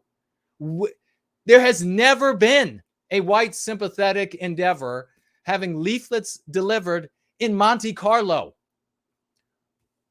I wanted to show you all this. This right here is a much, much earlier edition of Go Free, so that you can see that we roll out, of course, the front looks the same, but we roll out information that has been tested, is tried and true. And we also add, as you see tonight, we have a new MC that's going to go into iteration 3. I feel that it's going to work, but I'm going to subject it to the scientific method as all of these other ideas that we have piled up, piles and piles of ideas to go out to the world. But intelligence dictates that you can't just take all of it and deliver it, because look at all the problems we already have with ant gnats and everything else out there saying, oh no, they use words and concepts that are not approved by anti-whites, and you're only allowed to use the ones that are approved by anti-whites. Well, look at this. I just want to show you this. Here's Edge On, that older edition. Here's Edge On, the most recent edition. Put it in front of my shirt. So here's a much older edition. Here is the current edition. You got to get on board now. Like the great lovely Porge said, you can be an early adopter. Just imagine if you were back during this one, how much street cred you would have in this community. But it's all right, because if you get on board now with this one, you just wait in the future when this is a like 2-volume or 3-volume set, as we continue freeing ourselves of anti-whiteism. This is on page 179, second edition, iteration 2, continuing your journey, fellowship with others going free. Here you have page 179. I will read to you all now. You may also form a Go Free Club, GFC. These clubs may meet virtually, in person, or both. So do you see the flexibility there? We can have, say, people can start Go Free clubs on Telegram, say, for example, and the participants can be all around the world, and they need to have nothing in person. You can also have, for example, Mr. V's club can be both in-person meetings and also international, by being on places like Telegram and elsewhere, so that you can be a member of one of these clubs wherever you are in the world, whether it's somewhere where you have plenty of folks around to meet up with who are also going free, or whether it's you're part of a Go Free club that's on another continent because you live hundreds of miles from anyone else out in the middle of the wilderness. We read on. While GFCs are not centrally organized, run, or operated by yours truly, they will be recognized if they operate according to Going Free protocol. The sole purpose and function of GFCs is to facilitate and expedite the process of going free, practicing the exercises, lexicon, and dialectics of going free, as well as organizing the spread of going free online and by way of flyer drops. Another way to say out in the world, leafleting, putting up posters, stickers, a la Andrew Torba, who ends up coming on to find out what going free is and approving of it so much that he plasters it with several gabs on his massive platform, the hero that he is. God bless him and his family and wife, wonderful people, obviously. Now, what's going to happen with Mr. V, for example? In iteration 3, I will talk more. It's already written about going free clubs. I've talked with you all who have been here for a long time. You will know very well that in Mr. V's club, if people are meeting face to face, what are they going to have on the wall? The flag of Canada. If they're going to play any song, if they decide in their club that they want to play a song to start off the meeting, or play a song to close the meeting, or in the background, it's going to be the Canadian national anthem. They're patriots. Their symbols are the symbols of Canada. Maybe there's a state or province rather flag that they would like to have up, but those will be the symbols. If we have a Go Free club in Estonia, it will be the national flag of that country. It will be if they want to play the patriotic music, it'll be the patriotic music of that country. Now, of course, it doesn't mean that you can't play The Great Imminent Rain and Fernald and Jared George and these others. Of course, you could play them at your meetings, but it does mean that you are a patriot. You are a Westman, first and foremost, going free of the anti-white narrative. And remember, Westman is like human. There's no West woman. Westman means men, women, and children. And you are first a Westman, going free of the anti-white narrative. It's a practice. It's a practice. It's not a group. It's not an organization. You are engaged in a practice like working out or eating right, and you are a patriot of the country that you are in. These folks are going to begin sprouting up like white roses around the world, and they are going to begin to transform the landscape in ways that you cannot even fathom. A big raucous round of emojis for Mr. V being the first one to be setting up a Going Free Club in our great country of Canada. God bless you, brother. And very, very right along the same lines as sir, the great work being done in the outreach team by Nathaniel, Naderific, Bonnie Blue, all of the champions who are over there doing magnificent work. These clubs will be able to look at the outreach team for tips and pointers about how to go into general conversations in chat threads, blog threads, etc., and introduce concepts to our brothers and sisters there. We are the people who are in these parent groups who are upset about anti-whiteism in the classroom. We are the people who are upset about anti-whiteism in the government. We are the people who are upset about anti-whiteism getting involved in our healthcare. We don't want anti-whiteism in our healthcare.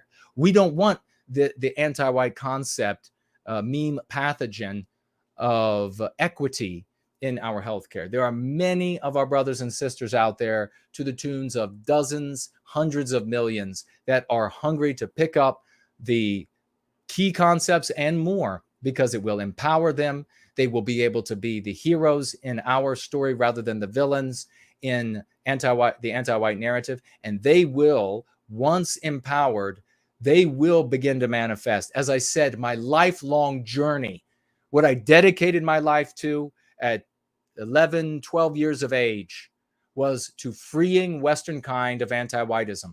So the spirit of the West would come out of each and every single one of us. That is what our anti-white victimizers can never contend with. And that, my friends, is what champions all around the world, hearkening to this message, to take down the one true evil of our age, anti-whiteism. That is what they are bringing into being. You let that spirit rise from those chains that the meme pathogens have shackled it with. You let that spirit rise out of an increasing number of our brothers and sisters. And there is nothing in the world, the anti-whites, with all their money, with all their armament, with all their missiles, nothing they can do to stop us. We breathe only a word and recapture our destiny. God bless every single one of you who are involved in this, ladies and gentlemen, and we will be right back.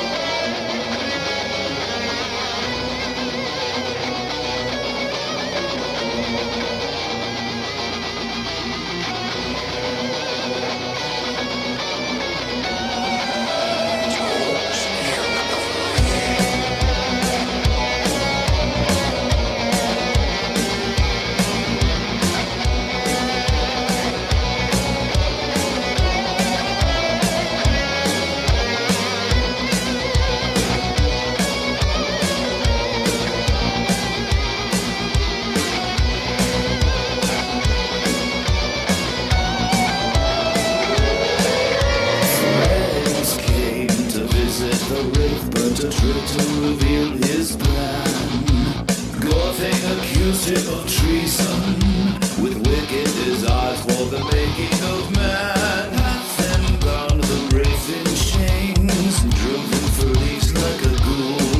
He paraded the load through the streets, whipped like a beast and scolded as a fool. They brought him to the council to convict him of his crime, forced to swear a faulty oath and pushed beyond his paradigm. He saw all things true intent in a dagger which hung from his side. The truth was unveiled before him, and it could not be denied. His mercy as deep as the ocean, forbearance is old as the stars.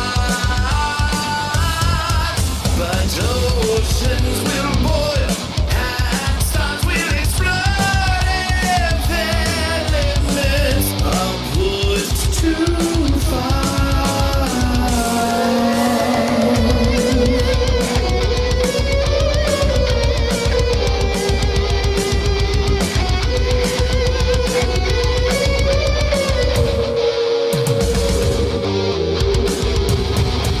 He knew the fate and saw for him once he showed them the making of man.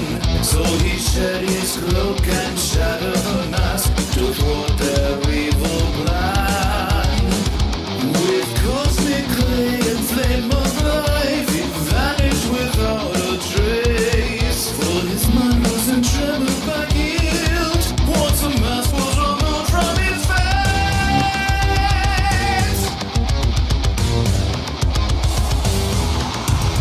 His genius as deep as the ocean,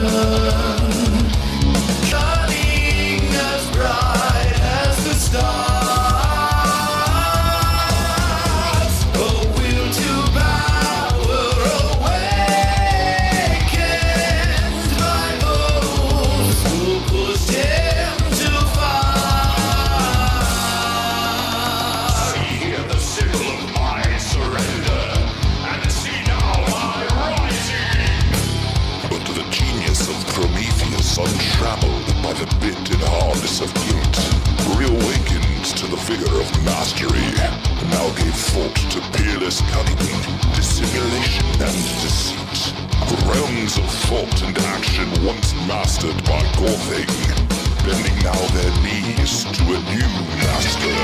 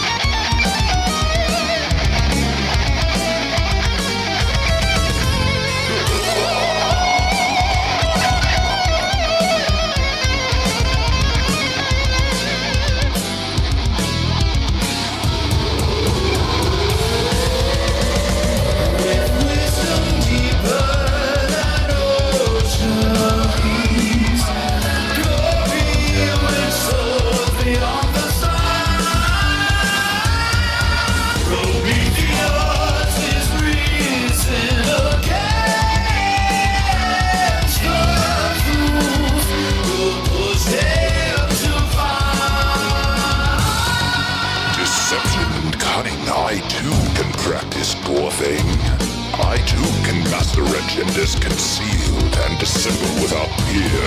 I too can bring death to my enemies, yea, more so than you.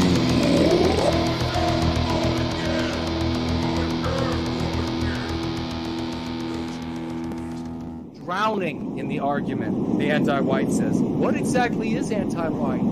You have got to be animated with the righteous passion of reclaiming our destiny. We are the heroes of this era.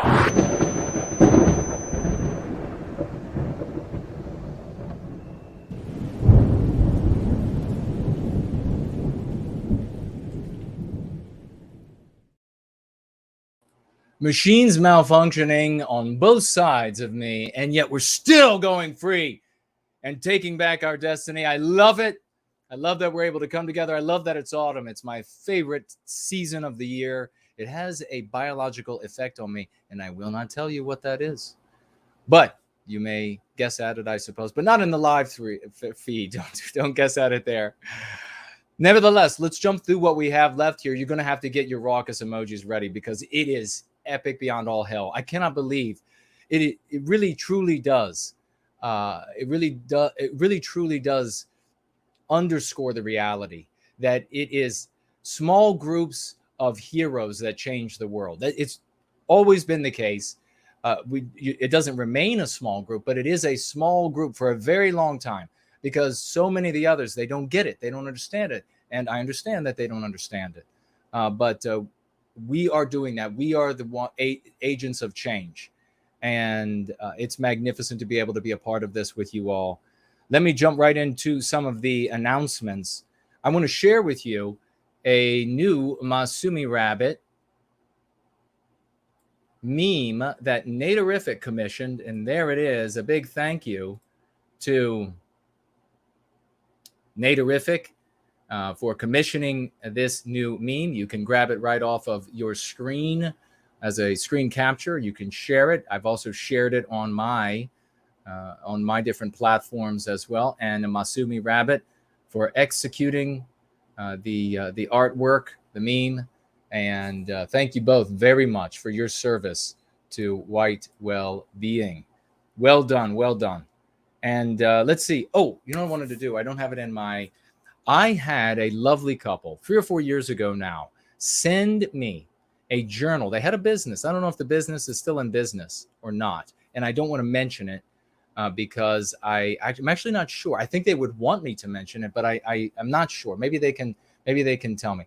It's a journal, so it's got a wood front and a wood back to it. And I perhaps used some sort of I want to say even a laser, but maybe not. Maybe it was another tool to carve like some sort of a bird rising on the front of it, and it says "Go Free," and it has the Eindelen shape on the back of it, and it's about like this. But it's the front and back are wood, and then it's got metal rings in it. And if it was your business and you want me to mention it, please speak up, either in the live feed or afterward. I need somebody to paint the wood for me. I tried to paint it myself 3 years ago when I got it, and it was going beautifully. I wanted it to be like this kind of a blue with some white and like mixed in, and I'm terrible at that sort of thing, but it was going quite well. And then something went wrong with the, I think, I had it outside, and I think something must have blown over it, or I don't know what it was. And so I set it aside to fix it, and I came across it again. And I want it to be gorgeous. I really appreciate these people. If you are able, if you're great at painting, maybe you have the little airbrushes, you do a wonderful job, be magnificent, and you think you could do that for me. Reach out to me in DM somewhere or through the website, and put in the description that it's about painting, and I'll need an address to send it to so that you can paint it for me. But if you're someone I've never spoken with before, I might not send it to you because I just don't know. I mean, I could see an Antiwhite messaging me saying, "Yeah, I'll do it," and then they send me back a video of them just setting it on fire or something like that. But I'd like some help doing this. So if you have that kind of skill, reach out to me. You know what? Even if you're writing it in the thread right now, I might miss it. If you're able, put it in the live feed, put it in the thread under the video, and maybe let me know that you've reached out to me on Twitter or wherever, and maybe we can make this happen. I want to. I really would love to have that to show you all. It was a magnificent gift, and if these people would like more folks to know about their business, I would love to do that for them. I mentioned them last time, and I didn't know if it was okay. I figured they would say, "Whatever you do, don't mention our business." But I wait now until they let me know one way or the other. Let's jump over to him. We're going to have her calling number 2. She's number 2 in line in just a few moments. Yiz, and one of her successes. She had another success, another big success. Let me see. I don't even know if I'll be able to get this screen to come open. Maybe it will. Everybody hold their breath and pick their feet up, like when you go over the railroad track.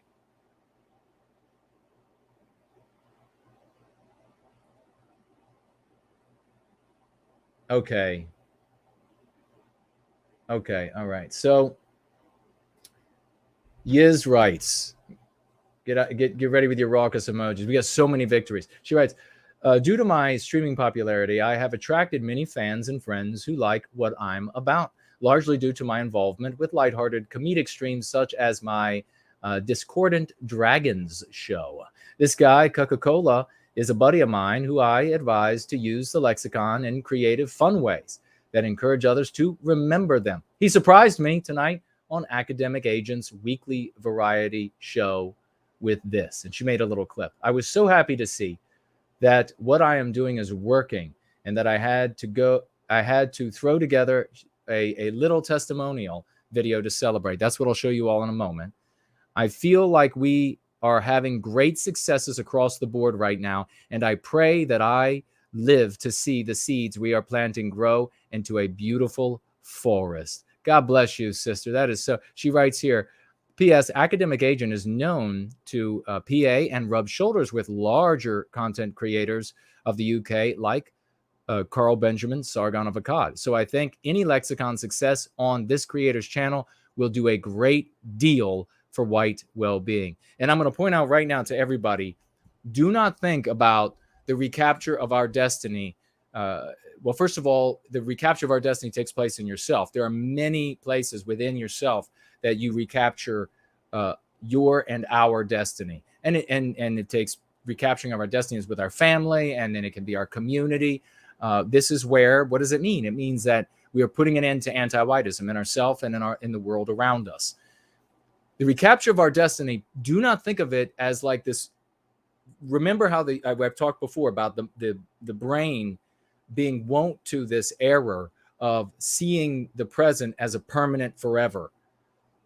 When it does that, it then speculates trajectories based on the permanent forever.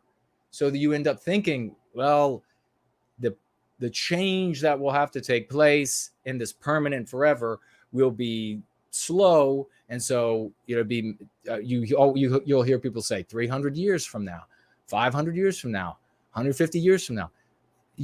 These people, they can't predict next week, because if they could, they would do so in the stock market and be billionaires. So stop with the trying to predict.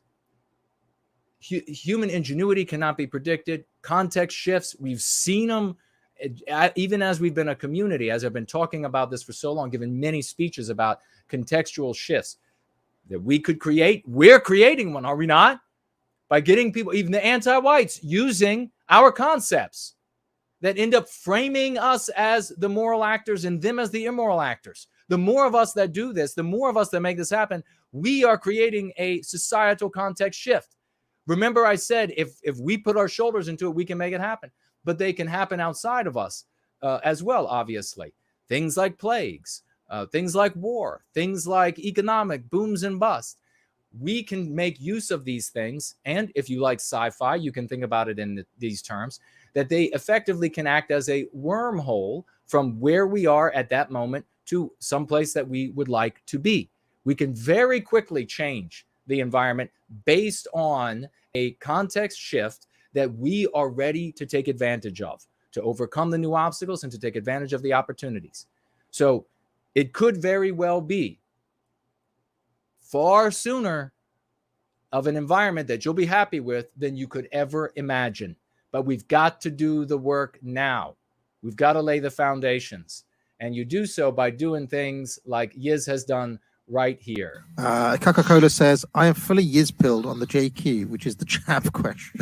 Oh, God. We must remember costs. All right. We can no all longer right. sit back and allow anti-white infiltration, anti-white indoctrination, anti-white subversion, and the international anti-white conspiracy to sap and impurify all of our precious bodily fluids.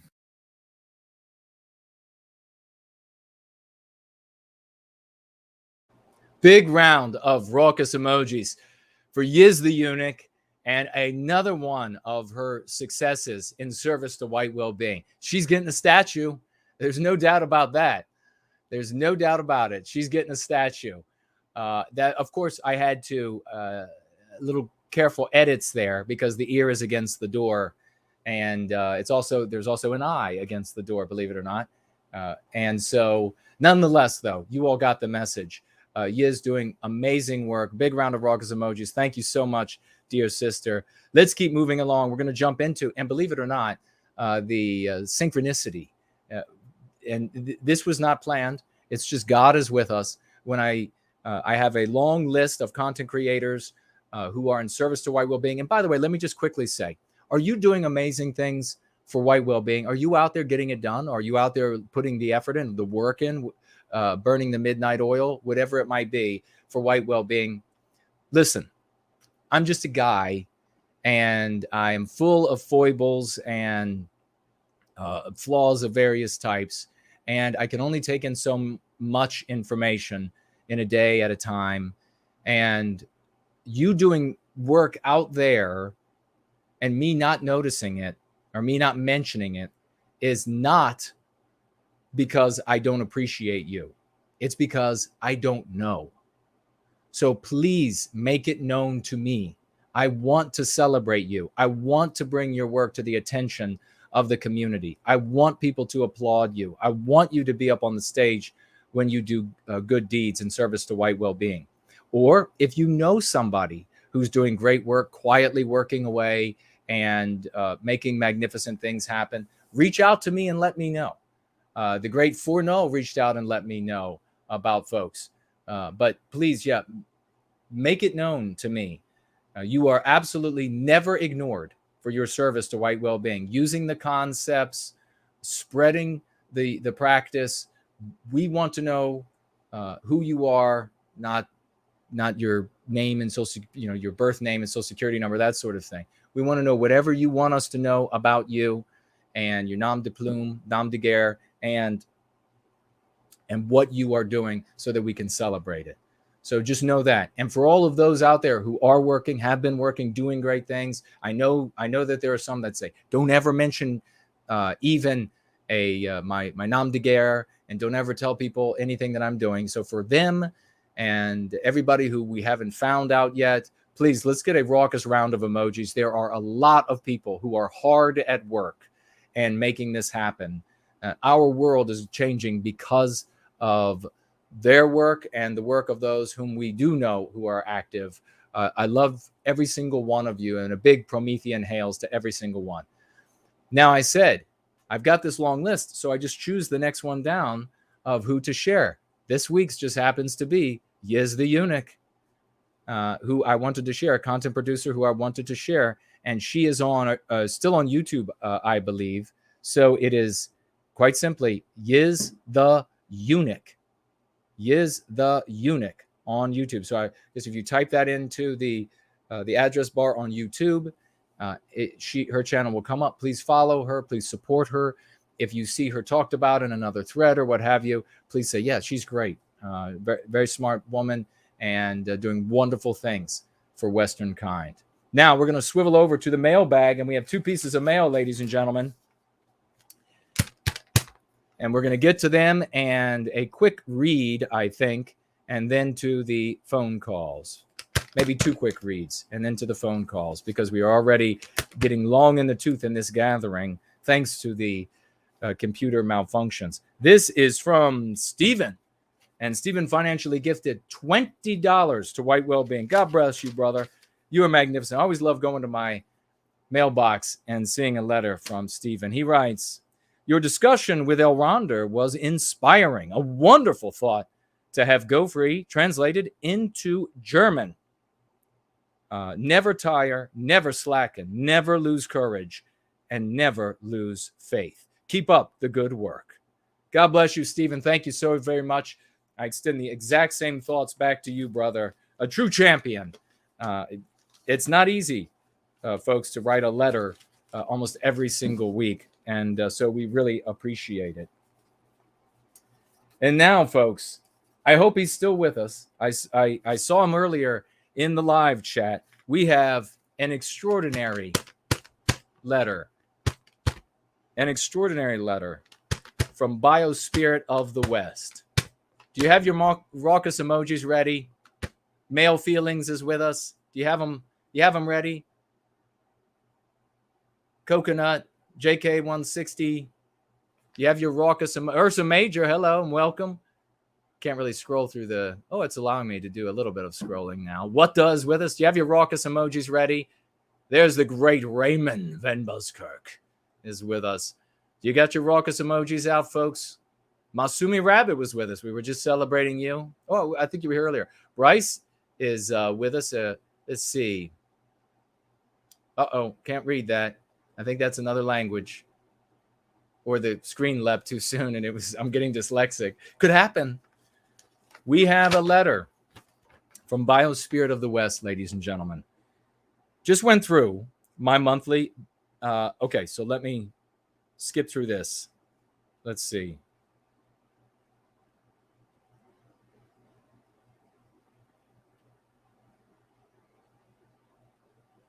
Okay, so that is some information just for me. And he writes in here only that I have to share with you from Biospirit of the West. I was also so very happy to hear you mention you are dating someone. Best wishes to you both for great happiness. Promethean Hails. Biospirit of the West, who just financially gifted $2,000, ladies and gentlemen. Let's hear it for Biospirit of the West. $2,000 financial gift to White Wellbeing for all of the success that he is seeing in his life. Remember, I said earlier that he is a certified genius. All the success he's seeing in his life, all the success he sees in the environment, in society, in people's testimonials, his ability to rationally and logically break down the concepts and their success, how they will interact with a person's conscious, subconscious mind. He sees it worthy of these extraordinary financial gifts that he continues to make to White Wellbeing, to yours truly. God bless you, brother. We love you. He is a man not only of a peerless mind, but truly a big heart and a deep love for our people, an identity that he will never shake. God bless you. Big applause for Biospirit of the West. $2,000 in service of White Wellbeing. What a true absolute champion. And I told you the day was just going to get better and better and better. And it truly is, ladies and gentlemen. And let me jump onto, because this goes hand in hand, actually, with Biospirit of the West and his ability to look at the work that we are doing here, to break it down, to see it for what it truly is, and therefore see the success that we are able to have with it, and therefore the success we are having with it. Now, I want to speak again briefly about this woman. Now, I'm not mentioning her name yet because I don't know that I'm allowed to, but I mentioned her. She was at this conference, a very celebrated individual, very intelligent woman, very educated woman, and just desired as a speaker in white sympathetic circles forever. So she's a senior. She's a marvelous person, a lucid mind. And out of everybody that I spoke to at that conference, she was absolutely exhilarated by what I had to say. First time ever hearing about going free and our approach, the concepts.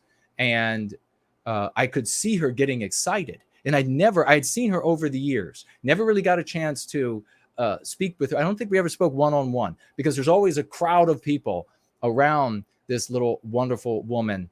And so when I've spoken with her, it's always been more or less hearing others ask questions. I get a question, she gets to answer, and she's always friendly. So it's not like she's standoffish. But she got a hold of me after I spoke, at this conference. And she came up to me and said, this great excitement on her face. Like I said, I've never seen before. I've seen her at conferences over the years where different approaches have been discussed. And she said, do you have a doctorate in anthropology, in linguistics?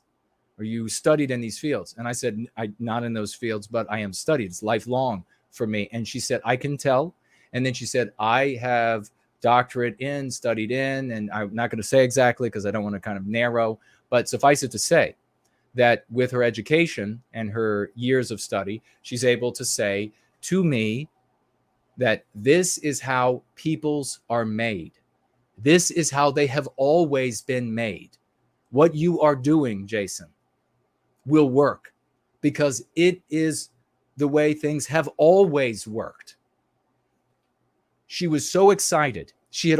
I mentioned the 5 key concepts once during the time I had to speak. She had already memorized them, and she repeated them to me verbatim from memory and said, get this, folks, get this honor that she gave me. She said, I am going to be using these key concepts in my autobiography of the whole of her life now.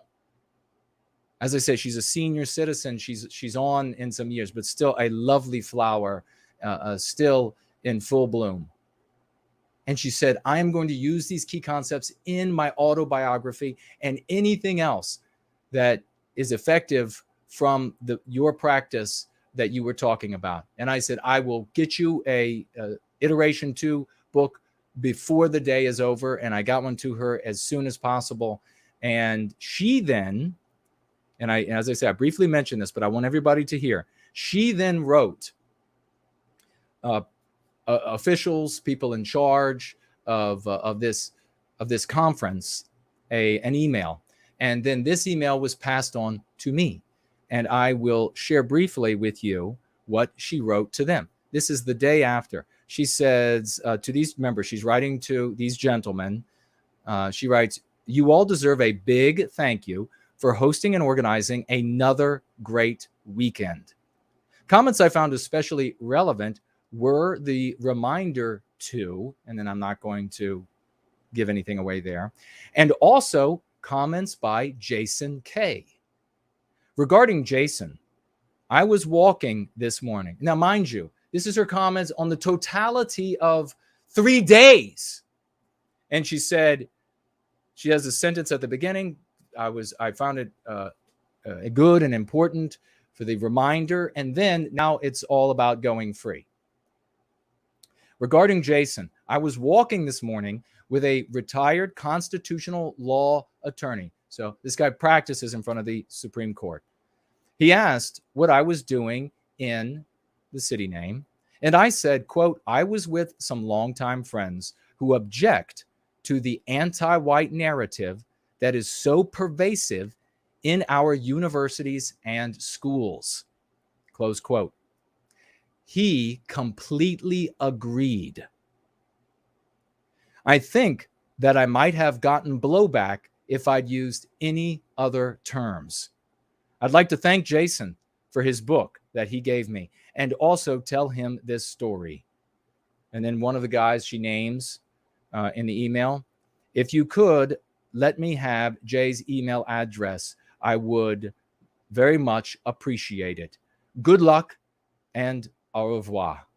That, my friends, is from a woman who is venerated, celebrated, deeply respected by the men who are most educated and intelligent in the white sympathetic sphere, venerated. She is one of the great icons that over the years they occasionally are able to bring out and speak and share some of her wisdom to the community. And it was to us that she saw the hope of victory. It was in us that she saw the recapture of our destiny, fields that she is actually trained in, fields that she has been asked time and again to speak upon. So God bless that wonderful woman, and hopefully we can share her name, and you all can know know exactly who she is, and so we could celebrate her by name. But big raucous round of emojis. This is the reason why. This is the reason why the brightest of the bright, the most courageous of the brave, this is why they step forward and take up the practice of going free of the anti-white narrative, because they can see in their minds that it will work. They can see from their education that it will work. And they can see from the evidence all around them that it is working. Our day is now. We are the people who will bring us the Western sunrise and the recapture of our destiny. Real quick, before I make these calls, and our very first, get ready, it is like comedies. We'll have a brief conversation with you. First, I want to speak to this by Be Christian, reached out and said, please do address this. Let me get a drink. Folks, if you have any questions, comments, financial gifts, get them up, get them ready. I will speak to all of those as best we can as we're nearing the very end of this magnificent gathering on this autumn evening here in the once great state of Virginia. Why is it okay, Be Christian writes, to avoid talking about this puppy, and then please don't ever refer to, he does the same thing a little bit later. I just want to say, no one is, I know in sort of the colloquially, people will refer to people's actions or so as a disease. Never do that though. Just an admonition that will help clear your mind of views, of lenses that will cloud judgment. Why is it okay to talk about this puppy power, I'll say, with their rhetoric and the power of their NGOs, etc. Yet it's fine to talk about kin who are, then he used this word again, and I understand Be Christian, just using it as a colloquialism, but it'll be better for you to get rid of that lens. You'll see things more clearly. But he says, why is it not okay to criticize, I guess, puppies, but it is okay to criticize kin. In one case, you lose your job. While going after the kin, society is okay with that.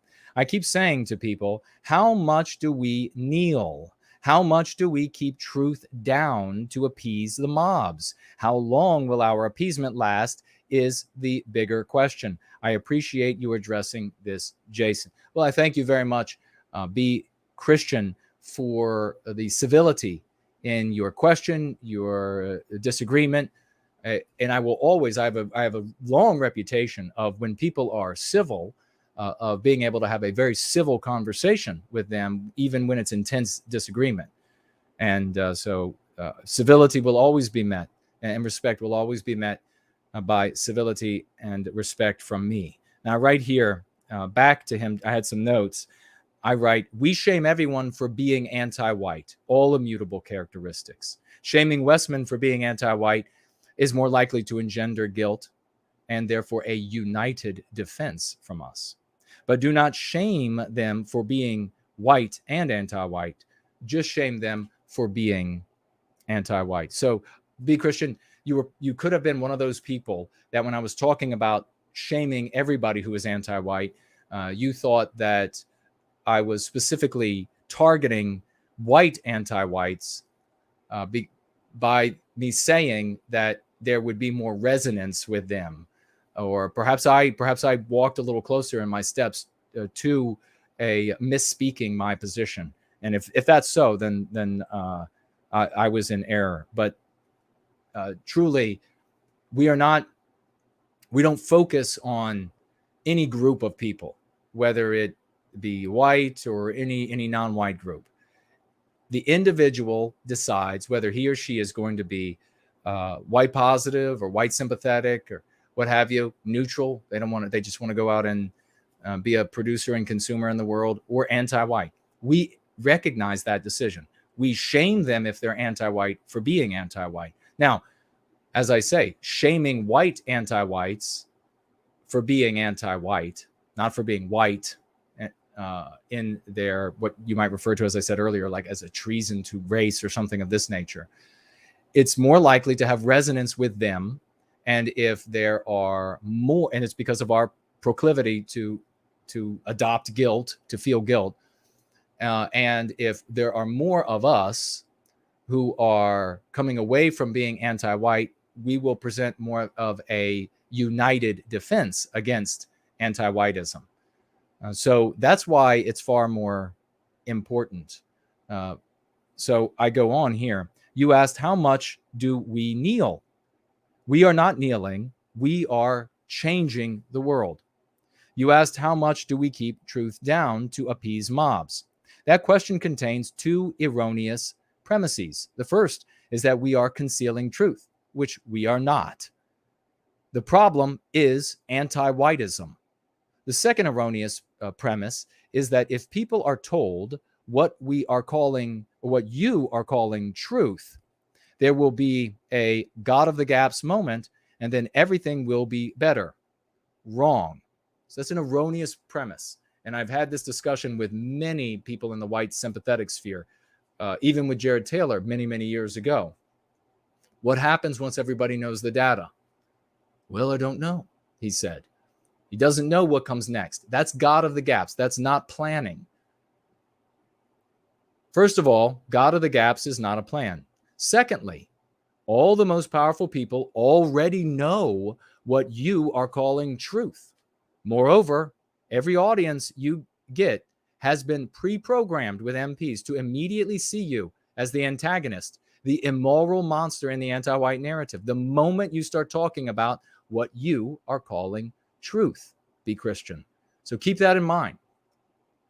All the powerful people already know what you would like everyone to know. And everyone else who doesn't know what you would like them to know, they don't have the power to make change, and they will see you as a monster for saying what you think they need to know. And third, there is no plan after that. There is no, well, once they know, then what? There's never an answer for that. And so I will read the final point I make. Rather, focus on yourself and focus on yourself and our people. Heal yourself and our people, and no anti-white will be able to victimize us. Very important, brother, that you change that focus. And I appreciate very much the question and the challenge there. I'm going to go ahead and I guess take the first call, and I will save I will save Nathaniel's testimonial for the end of the gathering. But how magnificent can this be? Can you believe, Biospirit of the West, $2,000 financial gift? Let me see what you all are saying, actually, and then we'll take the calls. Looks like Yiz is back again with another $3 financial gift. My Lord, sister. I'd hope to encourage all of you to do what I do. My success comes from using our lexicon and our moral message in my usual conversations with friends who share my interests. You can do it too. Amen. And that just immediately made me think of somebody who is an avid golfer and going free. And he's just been sharing everything that he learns with all of his buddies on the golf course. And it has been having a fantastic effect. They start the conversations off, and it's usually sometimes on the golf course, there's some ribbing, and apparently I don't golf, but there's some ribbing. And so but it's the ribbing is starting off with, so, what's going on in the anti-white narrative now? And so he can then talk about everything going on in the world using the key concepts. As this computer over here complains vehemently. Sloths, financially gifting, $5. Thank you, brother. I will match, he writes, $100 of any gifts after this one in honor of Biospirit of the West's donation. Oh my gosh. That is fantastic. Wow, Sloths.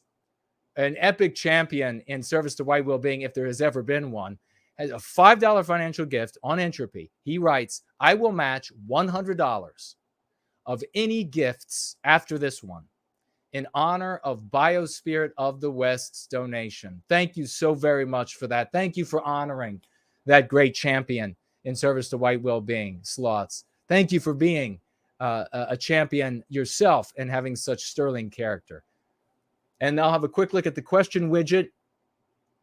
The great Mestizo is with us. He writes, some anti-white journalists is upset that 84% of Trump voters are concerned with anti-white discrimination. What, did they use anti-white? I'll have to take a look at that. I also sent you the link, the video link via Instagram. Well, let me just pop it open really quick, folks, and see. I won't play it. It says here, 84% of Trump voters think white people are being discriminated against. Wow, and he's most upset about it. I could tell by the look on this ugly anti-white bastard's face. He is most upset about that. Yes, indeed. Thank you for bringing that to my attention. I will check it out, brother. First chance I get. And let's see. Nathaniel says, happy Italian Heritage Month. And I thought I saw somebody also say, are we somewhere near Canadian Thanksgiving? Is that going on? I want to wish all of our brothers a happy Thanksgiving when it sneaks up on us, whenever that might be. But before then, we will place a phone call to the one and only Like Comedies, and here it comes.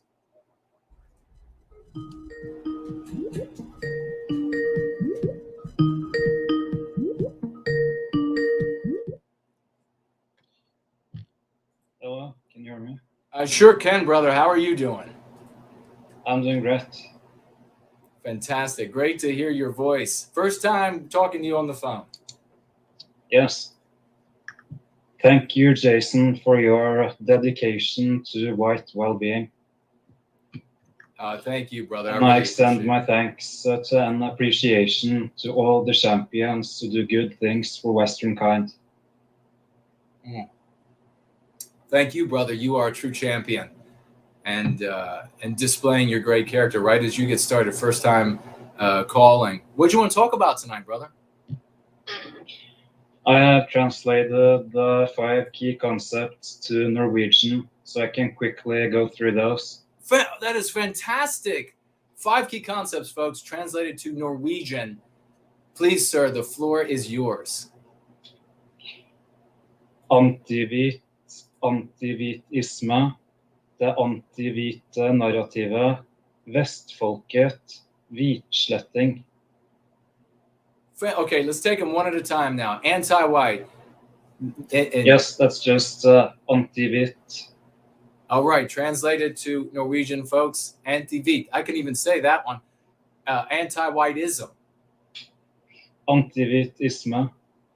Antiwhiteism. Okay. Now let me ask you, pause right there really quickly, brother. Thank you so much for doing this. And please let us know when you get out and you use it with folks. And have you used any of these with folks? Do you sense that it will have the same meaning in Norwegian as it does in English? Yes, it does. I have used those in comment sections, and they tend to be well received. Oh, God. This is an epic night in so many ways. This is fantastic. Okay. Next is anti-white narrative. Yeah, the anti-hvite narrativet. Splendid. Now, have you been able to use that one in conversations? Not yet, but I plan to. All right. So I'm guessing if they can get anti-white, then it sounds like the narrative is just a direct translation to narrative in Norwegian. Am I correct? Yes. Okay. So this, seems like they'll be able to put 2 and 2 together. all of our brothers and sisters in Norway, brilliant people. That'll be able to be adopted and understood easily. So how exciting is that? Western kind. How about that? Ja, Vestfolket. That means literally the West people or the West folk. Oh, that is beautiful. I love it. Have you been able to use that yet? I plan to. Okay, you plan to, or you have? Yes, I plan to use it. All right, yeah, and you'll have to let us know when you use these, exactly how folk, your brothers and sisters, or our brothers and sisters there, Norwegian folk, how they receive it, because that's what's really important. But I love the way that sounds. And then white erasure. Yes, it's hvitsletting. It means white erasing or deleting. White erasing and delete. Say it one more time, nice and slow for us. Hvitsletting. Wow. That is fantastic. Thank you so much for doing that. Beautiful. That's the kind of thing we get our people saying that in Norway, and I feel, this is one of those things. It could be a surprise. It spreads like wild roses, and before you know it, it becomes impossible to argue against these concepts in Norway. What a fantastic thing to do. I had no idea that you were going to jump in and do this. And of course, you are an epic contributor in many ways, and we deeply appreciate it. And you're always welcome to call in. Do you have any other thoughts that you want to share while we have you on the phone? I also have one word in Latin. Oh, all right. Which word is that? Anti-white. I think it should be a contra candida. Oh, interesting. So those out there who are students of Latin, please in the thread contribute your thoughts to what Lycomedes just said here. One more time, brother, say it for me. Contra candida. Nice. That is splendid. That is really fantastic. I had no idea this was going to be happening. It's just one glorious event and victory after another. We're like hopping from lily pad to lily pad, and they turn gold every time our feet touch down. And one of the greatest is Lycomedes here stepping up and making these translations. Well, brother, we're connected on Skype, so feel free to ask to call in anytime you want. And is there anything else that you want to share before I let you go? No, just to thank you again, and may God bless the Western sunrise. May God bless the Western sunrise. We love you, brother. That is fantastic. Your accent sounds splendid, and we look forward to talking with you next time. Promethean hails. Promethean hails. Bye-bye. Wow. Can you believe that? That was Lycomedes calling in for the first time, and he had the translation of the 5 key concepts into Norwegian and a Latin translation as well.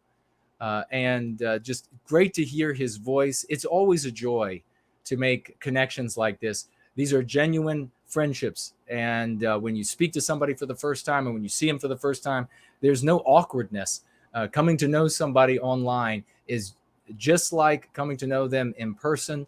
And then when you finally do get an opportunity to speak with them or see them, it is old friends coming together for the first time, as I said, when I came back from PA, which was a glorious time there, a glorious time meeting everybody that I have had the pleasure of coming to know online before I got to meet them in person. And let me tell you, it's superior. It's just better than the old days where you had to go to these meetings and there was nervousness because you didn't know the people. Like, I have never met Yiz face to face. I'm about to call her. We've talked to her before, of course. But when I meet Yiz face to face for the first time, there's not going to be any nervousness. I know Yiz. I went to every meeting I went to, there was nervousness. It was like, who are the people that are going to be there? Are they going to be sane? Are they? What do they think? Are there going to be any really weird, crotchety folks there? Those were the old days. Thank God we're not there anymore. But what we are going to do is we are going to give a call to Yiz. She was number 2, and here it comes, sister.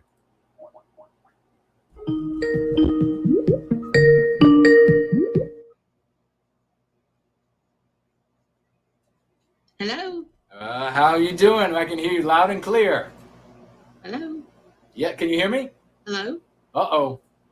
We can hear you, but you can't hear me. Hello. Let me write her really quick. Uh-oh. Let me... I can't hear you through Skype. Okay, let me just... Maybe if you turn... Oh, I'm going to try to talk again. For some reason, I can hear you, but only through YouTube. So...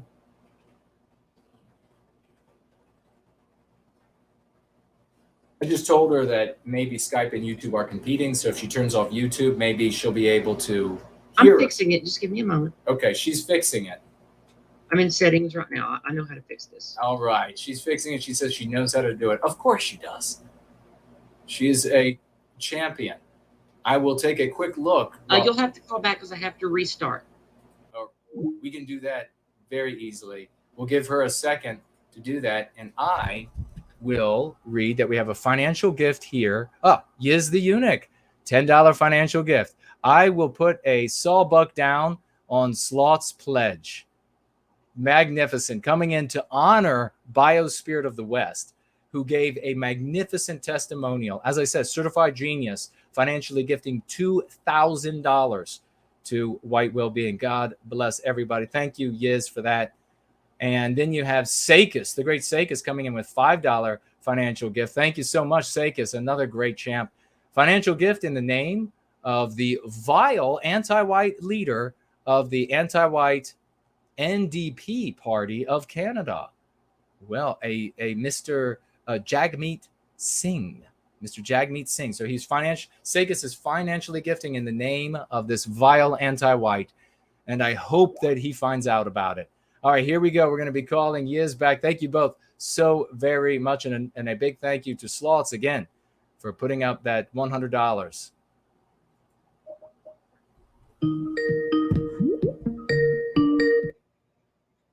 Okay, that should be working now. We can hear you. Can you hear us? Uh-oh. No, it's actually not. It is not playing you through audio at all. Oh, it's not playing. This is frustrating. I don't know why this is happening. Well, let me try normally this. I'm not going to blather tech on your stream. I don't know what the problem is. Everything on my end seems to be working. It's just not playing your audio through Skype. So I'll be on like a 3-second delay if we have to talk on YouTube. Oh boy. I don't know what the problem is now. Well, why don't we do this? All right, this is what we'll do. We will give the great Yiz another few minutes to figure it out, and we will go ahead and reach out to Mr. V, who I know is next online. And no reason to be sorry, Yiz. I had this issue on Skype myself. And one thing I will suggest is make sure not only is Skype selected to the right speaker, but the speakers that your computer are playing through are the right speakers. And I've had that issue too. So here goes the call to Mr. V.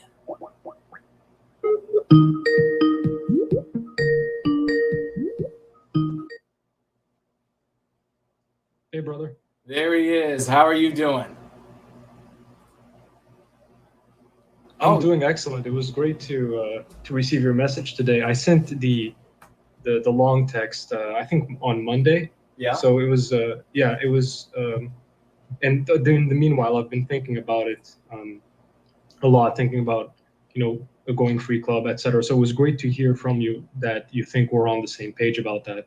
How are you doing, brother? Oh, I am exhilarated. I've got computers malfunctioning all over, but it couldn't dampen my exhilaration. This is splendid. And yeah, you and I, it's almost like Westman have the same biosphere or something. We were on the same wavelength. Folks, Mr. V calls in and says, hey, I'm thinking about doing a Going Free Club. And I had just really no way he could have had it. just released this, and so yeah, now he's got the opportunity to go free and to build this with a community up there in Canada, and I'm very excited about that, brother. What are your thoughts? Well, first, I cannot wait to read the second iteration. That's going to be fantastic, and I'm going to use the what you wrote in the second iteration and talking back and forth with you to kind of guide the process. But my thought on this is we've needed it for a long time. Now is the right time. Now that we're forming an identity, we're forming a white positive identity rather than an identity that's the antagonist in the anti-white narrative, and we can actually defend ourselves legally, which is very important. And for here in Canada specifically, you can only work with Go Free. You're not going to get away with just being a white sympathetic group. It's not going to happen. They're going to crack down on you. Right. They're going to find every single reason to hunt you down. Just people meeting up, just white sympathetic people meeting up, immediately gets the Canadian federal anti-white quote-unquote authorities into a hissy fit, and they go after you, and they become suspicious. There's no reason to be suspicious. Nobody here is doing anything wrong. But the only way this is going to work is with a going free group. And we've needed it for a long time. We need to establish a structure. We need to establish the kind of people that we're looking for. I think we want to go for the best of the best. So people who are not using drugs, people who are upstanding members of their community, people who are interested in fitness. They don't have to be fit right away, but interested in fitness, interested in health, interested in doing white positive work, not just chatting around. That's what we're looking for, and that's what we need. We need to form these first few going free groups so that can spread throughout the whole country and throughout the West. Isn't it? That is so exciting to talk about with you, and I hope everybody who's live or who is in replay is feeling that enthusiastic energy, because as you can see, we have been building a solid foundation. It takes nothing. It takes nothing to say one day, well, here are 10 points or 20 points or whatever it might be, and here's a flag that we drew, and we're going to get together and LARP as best we can in accordance with what Hollywood said happened here or happened there at different periods in history. It takes nothing, and you can get a whole slew of LARPers to show up and fill seats in a room and that sort of thing, and march and all of this, because they are merely LARPing. And whoever has the best LARPer message, they will show up to and participate with. Now, as I said, it takes nothing to do that. And when you start with nothing, you really end up with nothing. That's why these groups, they come and go. They're really just like Eidolon wandering through, a fog-covered cemetery, and people get attracted to them for a while, and they run after them for a while, and then some other ghost wanders by, and then they want to wander after that one because maybe it has a little bit more potential because the current ghost isn't working. We have been building the foundation of something real, something mature, something adult, something that will last. We have now reached the point. I mean, sane people should be able to look, and they are looking at the work that we are doing, and they're able to say to themselves, here I see bricks carefully made and carefully laid, and mortar carefully put between the bricks, and concrete foundations being poured, and they can see that on a growing foundation, that something truly glorious will be able to be built. It's like Cologne Cathedral that I talk about often, that it took 800 years, I think it was, to build. And in the very beginning, and I look to Cologne Cathedral often for inspiration, because when they started Cologne Cathedral, they had the vision of what they wanted it to look like, but they did not have the science. They didn't know how it would get done. The people hadn't figured out how to do those sorts of things yet. Artisans, therefore, had not been trained. Engineers had not been trained yet, but they had faith that our people in the years to come would develop these methods. these artisans and engineers and laborers would be trained, and they would come to the work that they had started 800 years earlier. And they did indeed. And year after year, there were pauses, of course, in the construction due to wars and other reasons. But year after year, the vision was slowly manifested and finally realized. And that's what's happening with what we are doing in service to white well-being. We are laying the foundation. We don't know how every piece will be made in the future, but we know that we will find the way because we are guided by our love for our people, our firm determination to put an end to anti-whiteism and the victimization of that which we love, guided by the scientific method. And we have now reached that point, this sort of inchoate point in the growth of what we are creating. Because trust me, looking back, all of this will look like, boy, that was a really inchoate stage. We even despite the fact that we've done so much, because once there are millions and everybody's saying the same thing, and we have hundreds, or we have dozens of clubs, Go Free clubs, and then we have scores, and then we have hundreds, and then we have thousands of them around planet Earth. We will definitely look back to the first one in Canada, started by Mr. V, as quite a beginning stage for our people. But we have come nonetheless to this point for this to be rolled out, to begin happening. And I'm very excited about the future, very excited about more and more people coming to the work that we are doing because of the Going Free clubs. And specifically, as Mr. V is pointing out, and I'll pass the mic back to him for anything you'd like to say, brother. And folks, hold on there, because we have, of course, will be back. She's restarting everything and reloading the drivers for Skype. So we'll be talking with her again before the end of the gathering. But just like Mr. V is saying, in Canada and in other countries of ours across the West, you can't get together without being harassed instantly by federal, if not, province or state law enforcement for merely not being anti-white.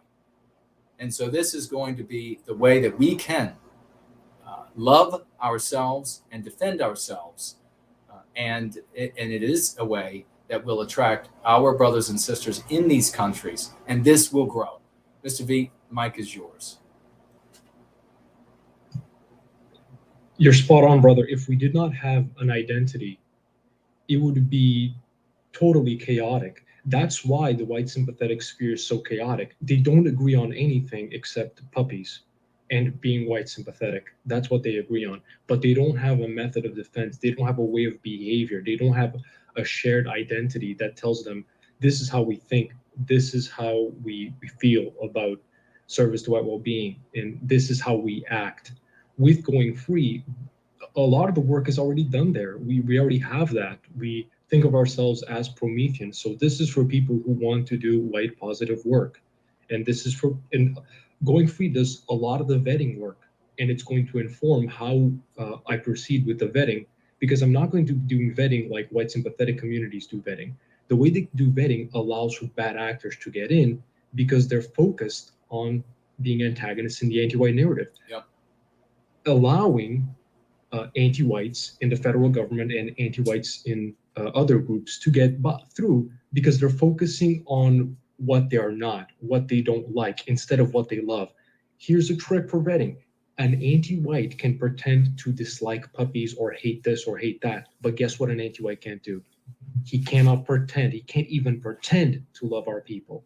He cannot do it. You will see through it. You will see through that fake attempt at showing love. Cannot do it. You know when someone really loves people, and that's key for vetting. That's how you measure their heart, and you have to know first if they're going free and at what stage of going free they're at. And that's going to help determine how things proceed from then on. And it has to be very careful and very structured. It's not just meant to be online. It's meant for people to get together, get to know each other, and just help to heal some of that biospiritual disharmony. I shared with Mr. Köhne where I live. I'm not going to say it here, but it's a nightmare. It's biospiritual disharmony times 10. There's less and less Westman every time I go out. Yeah. So getting together with our people helps to soothe that and helps us, helps to put us back in balance. We need that. We need to get together. Even if it's just you and another person, that can be the start of great things. There have been many groups that have started with just 2 men or a man and a woman or 2 women, and then later it forms into a small little tribe. And hopefully that's what we can get. And then after, there's going free clubs and groups all over the West. We're going to start to get events going on, just organically grown events, conferences, meetups, concerts, everything. Precisely. And that is exactly how it has to happen. There are a lot of things that, a lot of thought that has gone into how this has to roll out, how things have to be structured, and to prevent the failures, to prevent the weaknesses that anti-whites have been able to take advantage of in the past and undermine us in something that is truly noble and beautiful and heroic. And that's wanting to put an end to the things that victimize us, certainly our weakest members, but all of us. And these things have been organized, and there's a variety of ways that white sympathetics have organized things that have all failed. And they have failed for reasons I'm not going to, I don't want to point it all out. I don't want to make it easy for the anti-whites, but they failed for a variety of reasons. I know how they have failed. I know what the anti-whites have done. There's experience there, but there's also just reason applied to the context. And so I have sidestepped that, and with a great many people over the years, endeavored to create conceptually a thing that the anti-whites are going to find it much more difficult to take down, a thing that's much more resilient, a thing that can be everywhere and nowhere, a thing that can be like water and be liquid in one place, vapor in another, and sheets of ice like on the polar caps in another. That is how we have to be. That is how it has to work. They have used a 200 IQ level psychological warfare against us, so much so that the people who defend against the attack use all of their attackers' concepts and submit themselves again and again to everything their attacker wants them, vying in that contest within a cage created by their attacker. And so it's going to require a resistance that is 200 IQ type of resistance. So you have the psychological warfare waged and a psychological defense that will overcome it. That is the only way that we are going to be able to have success. And by the way, a lasting success, because you have had these like moments. First of all, you have this subjective notions of success. Most of the things in the white sympathetic sphere, regrettably, that people have called successes over the years are measured by a metric that really is just how well did they LARP, and the belief that if you LARP hard enough, it'll look we will suddenly be in charge of our destiny again. And it's sad to say, because many of these people will look at these tribes around the world who they now build fake runways, or at least they used to, like post World War II time. They build fake runways and they draw planes on the ground with rocks and sticks and whatever, because they think that if they LARP hard enough, that the food will come back, the supplies will come back, the planes will fly over and drop the parachutes again. And by the way, if this is true or not, you'll have to check with CNN and the historians at your university or school, but check it out for yourself. It might be true, it might not be true, who knows? Nonetheless, those people are LARPing. So are the folks who think that if you can just do X, you can get a room full of angry men shouting, and then into the streets with things that affront the population, symbols and the like that affront the population, slogans that affront the population, that suddenly you have the recapture of our destiny. Of course, a God of the gaps moment as well. We have an actual plan. And we have again, I won't go into the detail because I know right now for sure the anti-whites are looking at this, wondering, how in the hell do we deal with this? Well, I'm afraid, you bastards, there's nothing you can do. It is happening. These white roses, like this first one blooming in our great country of Canada, are going to spread, and there's nothing you can do about it. And Mr. V is right at the forefront of this, and of course he is, because of how magnificent he is. Thank you so much, Mr. V. What else do you want to share before we let you go and get on to Yiz? Well, first I'll say that I'm going to be working on the vetting structure, how that's going to work. I know what we're going to use. I know it's all going to be encrypted. I want safety, and that's the thing too. Going free allows for safety. A lot of the reason why our people have not been meeting up is because they're afraid of encountering one of those antagonists in the anti-white narrative, or encountering an anti-white. I want to put in as much work as I can to make sure that you feel safe, whoever is meeting up with me or is meeting up with other people in the future, to lay down the kind of structure so that if other people want to start a club, they feel like they have all the tools and all the tactics that they need and a solid strategy, so that you feel confident in who you're meeting, right? And of course, there's a little bit of risk involved because you never know, but I want to remove as much of that risk as possible. And going free already does a lot of that work. It already does a lot of that work. It's not going to allow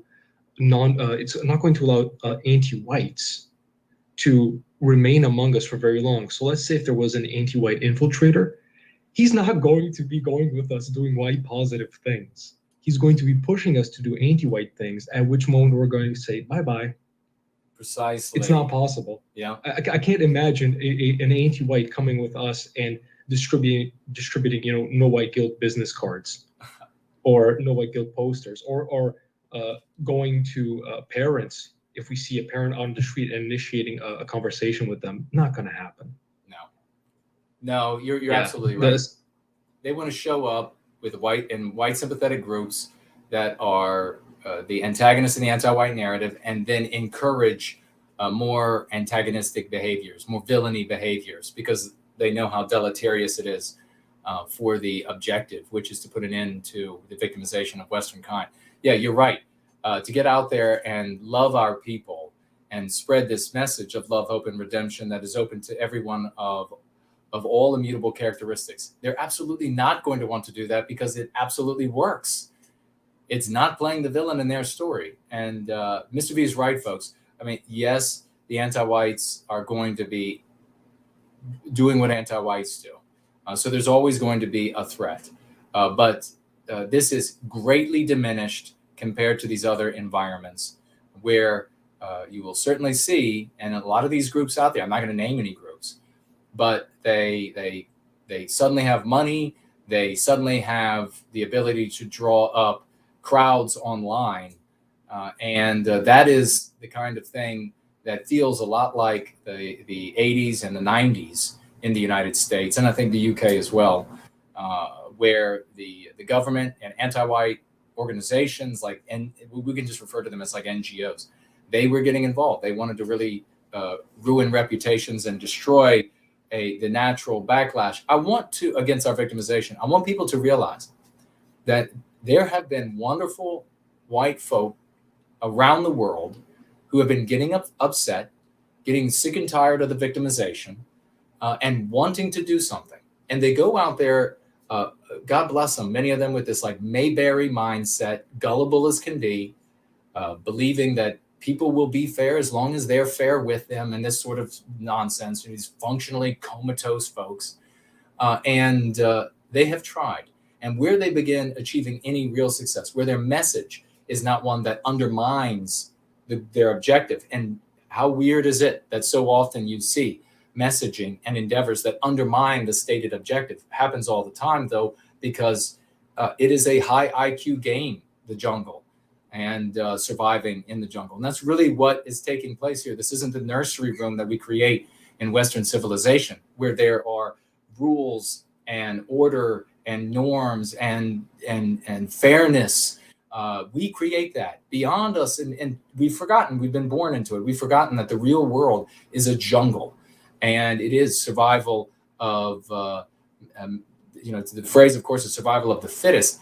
It is maybe more accurately said, survival of the most cunning, survival of the brightest, and survival of the bravest, survival of those who have the tenacity to carry through something that is intelligent, to be able to identify it and carry through something that is intelligent, despite these weaknesses that have been sewn into us. To believe that if you just do something that was done like in the movies, that then you are imbued with some sort of power.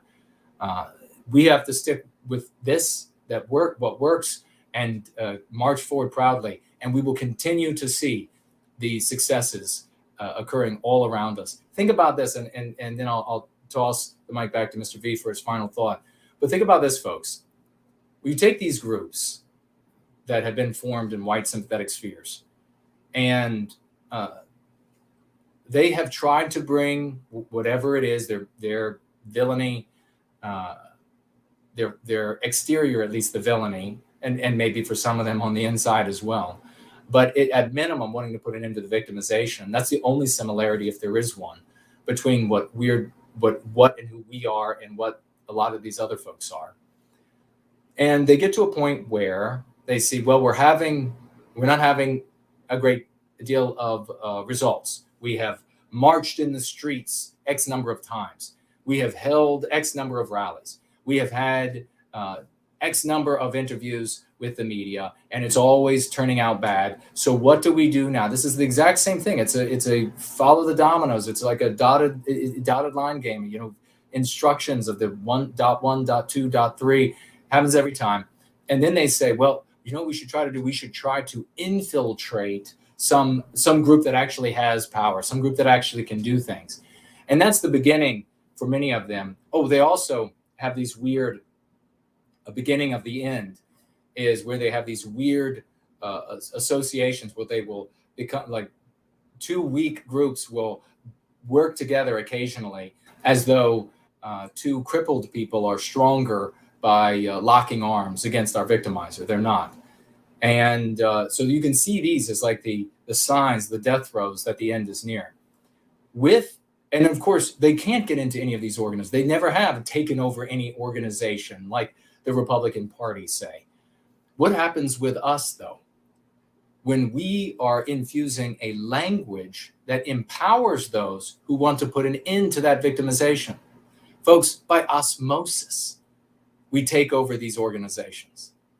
We are already appearing in the Republican Party and the conservative think tanks and the like. I mean, look, we've got conservatives getting angry, or people who at least have conservative audiences getting angry over the lexicon showing up in their environments. When the clubs begin to proliferate, and again, we'll talk more about them as we move forward with the rest of this year and next. But as they begin to proliferate online and in person, you will see the increase of our narrative in society. And that is the 200 IQ level of reclaiming our destiny. Final thoughts are yours, Mr. V. Exactly, brother. And all of that, and then the other factor that white sympathetics don't take into account when they think of going free, again, because they don't know anything about it, and that is our potential to power. It's activating our biospirit. Nothing else does that. Nothing else focuses on activating the potential that we have as Westmen.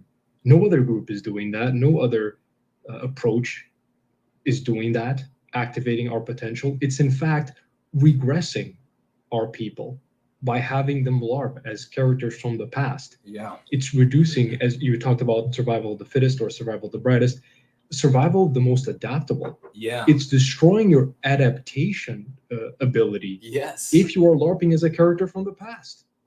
Yes. You're not creating, you're not going forward, and you're not being a Westman. Westmen create. We are culture creators. That's what we do.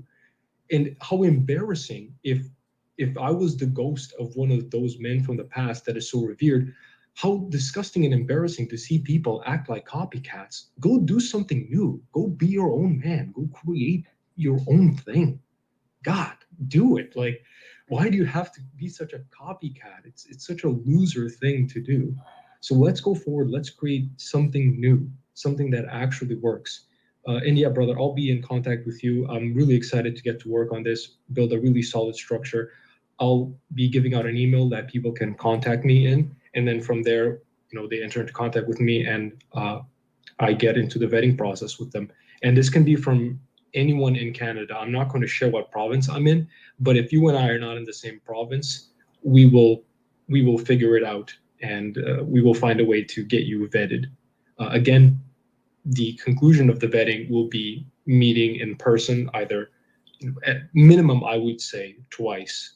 I want to really get to know people and really know if they're actual Prometheans or an anti-white subversive pretending to be a Promethean. And that's for the safety of everyone else, right? I have to ensure that whoever is in a going free club is actually going free, is actually white positive, so that they don't endanger the safety of future members. That's very important. Yes. And final word, I'll say, I'm looking for people to give me feedback on the parasitic mind. So go to No White Guilt, the No White Guilt website, and download the analysis of the parasitic mind and give me your thoughts. You don't have to read the whole thing if that's too much for you. Just pick out a specific section and let me know if you think that's understandable for someone who has not read the book, and if it's understandable for a vague, someone who is not aware of going free or anything like that. So I'd appreciate any feedback, and you can reach me at eurosphere@protonmail.com. Once again, that's eurosphere@protonmail.com. Amen, brother. Magnificent having you on again. And yes, folks, please do get over there, nowhiteguilt.org, download. If you go to the, I'll look it up right now. I'll let you go, brother. But get some feedback to Mr. V about his work there. And I do have that other document, that's your more updated one, that I got to send over to the website Genius to add. And so folks can have a look and get you that feedback. I'll pull it up right now myself. But thank you so much, brother, for everything you're doing. Really looking forward to your Going Free Club and you doing great things, as you have already been. Promethean hails to you, brother. Thank you, brother. And I look forward to your feedback on everything we're going to do with that. I'm very excited. Thank you so much. And thank you to all our brothers and sisters. You guys are the best. Promethean hails. Promethean hails. What a true champion. Let me pull this up really quickly, folks. Now, this is another thing I want you to think about when it comes to these going free clubs. That's what it's called. It's a go free club. You get a bunch of guys together in the white sympathetic sphere, and they want to call something like the shock storm vanguard, of whatever, bloodthirsty, and it's just, stop being such kids.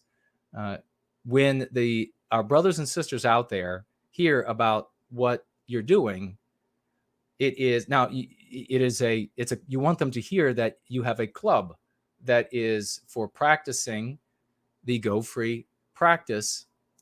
And when they hear that, they're going to think, oh, that sounds inviting. Because it is. That sounds friendly, because it is. That sounds welcoming, because it is. It sounds loving, because it is. Now, if you say you're in Alabama and you want to have a go free club, well, maybe if you're the first one in Alabama, maybe you take the name of the Go Free Club of Alabama, or say you want to start one in Loudoun County. You could be the Go Free Club of Loudoun County. We are the normal. We are the ordinary men, women, and children of Western kind. So we're just going to talk like them, because that's who we are. We're going to show our hearts as truly and clearly as we can to our brothers and sisters. So if somebody shows up and they're like, okay, like this idea but no, let's not call it a club. It's going to be the storm-shattering, bloodthirsty, hungry, mass-murdering vanguard movement of whatever. Just say, look, if you want to do that, go name your little troop in War of Warcraft that, and then come back when you decide to be an adult. Meanwhile, we're going to get busy saving Western civilization. Have a nice day. let me then, if you go to knowwhyguilt.org and you look under downloads, downloads is a tab at the top, and you go down to the bottom of that page, you will see it says Mr. V's Research. Mr. V's Research, and you have 2 downloadable forms there. Download those, have a look at that research, and then give your feedback to Mr. V, because he's done a lot of hard work. And pardon me, we should be collaborating. We should be helping him out. We should be making this as powerful as we possibly can. I'll put it up on the screen as we briefly have on Yiz. We're going to have Yiz on. We're going to hear from this great champion. Then I'm going to read Nathaniel Nelson's testimonial, which is fantastic. And we will wrap up the gathering. Sister, here comes the call right now.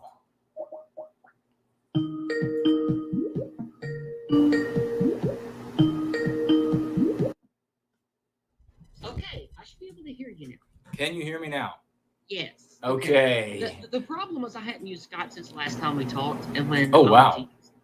to update, and when I clicked to not update and to wait till later, it didn't have what it needed to work. So after I reinstalled, everything worked fine. Anyway, I apologize for my voice being as it is, but we had quite the weekend. For about the last 50 or 60 hours, I've been doing the camping trip stuff. Wow. And I just got back hours ago and started putting everything away. Anyway, to let you know what's up, for the last 4 or 5 months, I have been, excuse me, I've been planning a U.S. Patriot meetup.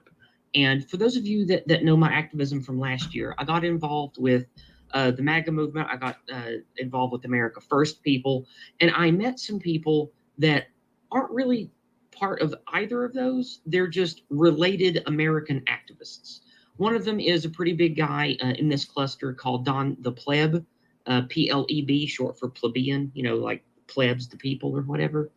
And Don's got about, I think, 12,000 followers or something like that. He goes around to protests, and he talks about the current problems in America and all of that in a way that all of us here would find very sympathetic. And it's through him that I got to go to marches and to meet a lot of other people. So I became a part of their talk people into doing literally anything for their people, for our culture, for our country. Mm-hmm. And met a lot of really active white sympathetic people in the country doing that. Don comes on my Monday night streams a lot. We laugh, we talk, we joke together. We're on other people's streams. Him and his wife, they came to the event. 2 other married couples who are also doing the whole building your own farmstead, parallel building stuff. These are the people that I've tried to get watching Sarah die and getting involved with people in our community, because I like to unify people and bring people together so we can let our white positivity and our language and the Go Free practice naturally spread through just connectivity. Yeah. These people all know who you are. They know the Go Free method. They hear the language out of my mouth, but they hear me talking about it so much. These aren't people that I need to witness to per se. Mm-hmm. These people, they don't do what I do. They aren't a Go Free proselytizer, but they understand what I'm all about. They understand what this practice is about, and they're okay with it, and they like having me around. So the way that I, quote unquote, use these people to spread Go Free is I like to create community events, protests, email chains that are about localism, local activism, and just sharing ideas about how to build better farmsteads, how to parallel build, how to trade with each other, kind of doing what Patriotic Alternatives doing in the UK. Right. Just getting people used to sharing stuff together, building together, trying to make future better for people in your country. That's who these folks are. So I put together a fall meetup because a lot of us are trying to have annual meetups so we can grow naturally across this country in every state. And I thought that would be the perfect vehicle for the Go Free method, especially the 5 major words. And all of these people are on board with me using the 5 major words, and some of them even have picked up using anti-white and especially anti-Western. Anti-Western's big with this crew. So the big victory that I had this weekend, another content creator that you know that came was All-1, Bill and his wife from West Virginia. They came down too. He was the only one that I got to sit and have a sort of an in the woods church moment. I brought my old Okay. family Bible from the 50s, and we had talking about Jesus moment because we share Christianity together. And I got to share mean curatives and mean pathogens with him because he's also aware of you. I think he's even been on a stream with you before. Oh, So we okay. got to have a mix of Go Free and Christian church service together in the woods this morning. It was really nice. And the big victory about this is through Don's work, through my work, through Bill's work, we have attracted a lot of young people that are looking for answers. And the major reason I talk about why Go Free is so good is there are millions of white people right now that are waking up to racial consciousness because they're being attacked. Yeah. It's so blatant, they're realizing it. And people like me and you, Jason, and Bill, and all of these people in the white sympathetic and white positive community, we need to have these people finding us instead of destructive ant-nat groups or neo-fascist groups or whatever. We need to be the voice for people looking for white positivity. And so I was very thankful that 3 young people who are new to this cluster of American patriots I've been working with, they came to the meetup. They were between 22 and 26 years of age, and 2 were female. They were all white, and they were from, I forget where they were from up north, like maybe one, I think they're from rural New York State, and one was from somewhere else. They're from an area where all of their families had to recede in white flight because of anti-whiteism, and they all 3 just recently graduated college together. Nice. And they were sharing with me what they now know to call their experiences in the anti-white narrative. And I explained to them why our people are important to talk about and feel as a people. I don't think that they picked up the term biospirit, but I laid it down for them. Nice. And we used the way it started was one of them brought up, they were looking at their phone for a moment, and one of them saw something and they talked about how, oh yeah, look, another mixed race couple. And so I used that as my launching point to talk about the anti-white narrative and white erasure through media and commercials. Mhm. And that's how I got to witness to them about that. And then throughout the rest of the weekend, they were receptive to my wisdom about talking about matters of race, talking about matters of demographic change, and why the anti-white narrative wants to punish you for being a white, no matter how quote unquote good you are, because you can never be anti-white enough for them. That's right. And really changed their mind on how they looked at things, because they want to make a difference. They want to be a part of politics. They want to be a part of PTA. They want to be parents. So, they're good. I don't even like to use the term anymore, but they're the quote conservative minded people that care about, men and women should be men and women. They don't support the anti-white agendas of LGBTism and socialism and all of that. That's good old American stuff. But I wanted them to know the most important element, which was our people themselves are on the chopping block. And one of my greatest moments I explained to them of why I say anti-white instead of anti-Western is because I said to one of them, how many times have you been attacked for being Western? How many times have you been attacked for being an American or a Canadian or French or English or Finnish? No. The media and all of these university professors, they attack us for being white. It's not about what language we speak. It's not about what country we came from. It's not about what religion we grew up as. We are attacked, vilified, and crucified for being white. And it's the white people of all of our beautiful ethnicities and languages that built this world that they are jealous of and want to steal. And then they started to really understand why anti-white is anti-Western, and they're interchangeable. And I had a great victory, I thought, just with these 3 people. It wasn't with anybody else, but there was only about 18 people there total, and a couple of others came in and out that were within driving distance just to visit. In total, I think we had 21 counting me for the whole weekend. Nice. But as you know, my voice is in tatters because I basically laughed and yelled and talked to people for 48 hours around a campfire. Oh, awesome. So my voice is completely shot. But I did a great job. I impressed all of the patriots, all of the guys that are, white sympathetic. They're definitely all on board with stopping mass migration and all the other usual policy stuff that we want to stop. But they also love having me around because I'm a good time. I speak the truth about race, and I do it in a way. This is very important, very, very important to not sound like an ant-nat, to not sound like a neo-fascist, and to not be the villain. Because then, if I was that, all these good old boys, these good old country boys with their Confederate flags and their gun racks on their trucks, they wouldn't talk to me because they would think I was a damn Fed. And I Yep. wouldn't have access to any of these great people or being able to tell the truth about race and anti-whiteism to young people that really need to know it to make a difference. Because if I was acting like a villain in the anti-white narrative, they would all be rightfully scared of me and not invite me to the table. And that is the power of the Go Free method. That's why I love it. That's why I use it, because even these folks that don't even want to parrot what I say and don't think it's necessary to go whole hog with the Go Free stuff like I do, they still invite me to the table. They still come to my events. They still call me friend, and they still come on my stream to talk to me. And that is how white positivity spreads. And now these people, these young 3 people fresh out of college, they know the 5 basics, and they have heard a person that they know is not a villain in the narrative tell them the truth about race and anti-whiteism. And that's the power of everything that we do together. And we've already decided that the first or second weekend of October every year is going to be Yiz's White Positive Camping Trip. And we're going to try to make it grow every year and invite more people to it. And this is how we do it. This is how we can build what works for us all across America. Because like Jason says, you don't have to be just what we do. Going free works with being a Christian, with being an American patriot, with loving Canada, right. with wanting to be a proud Catholic in Italy. It works with everything we do. You're a patriot, you're a Christian, and you're going free from this anti-white bullshit. Amen. And that is how I pitched it to them, and that's how they all bought it. Oh, amen. Because that is all we're selling. This is not a skin. It's not a scheme on something else. What we say and what we preach is exactly what there is to going free. And when you tell that to people and your actions show it, they know that there's truth and honesty in it. Because if there wasn't, they'd think I was a Fed and not want to do anything with me. Yep. But instead, they want to come to my events.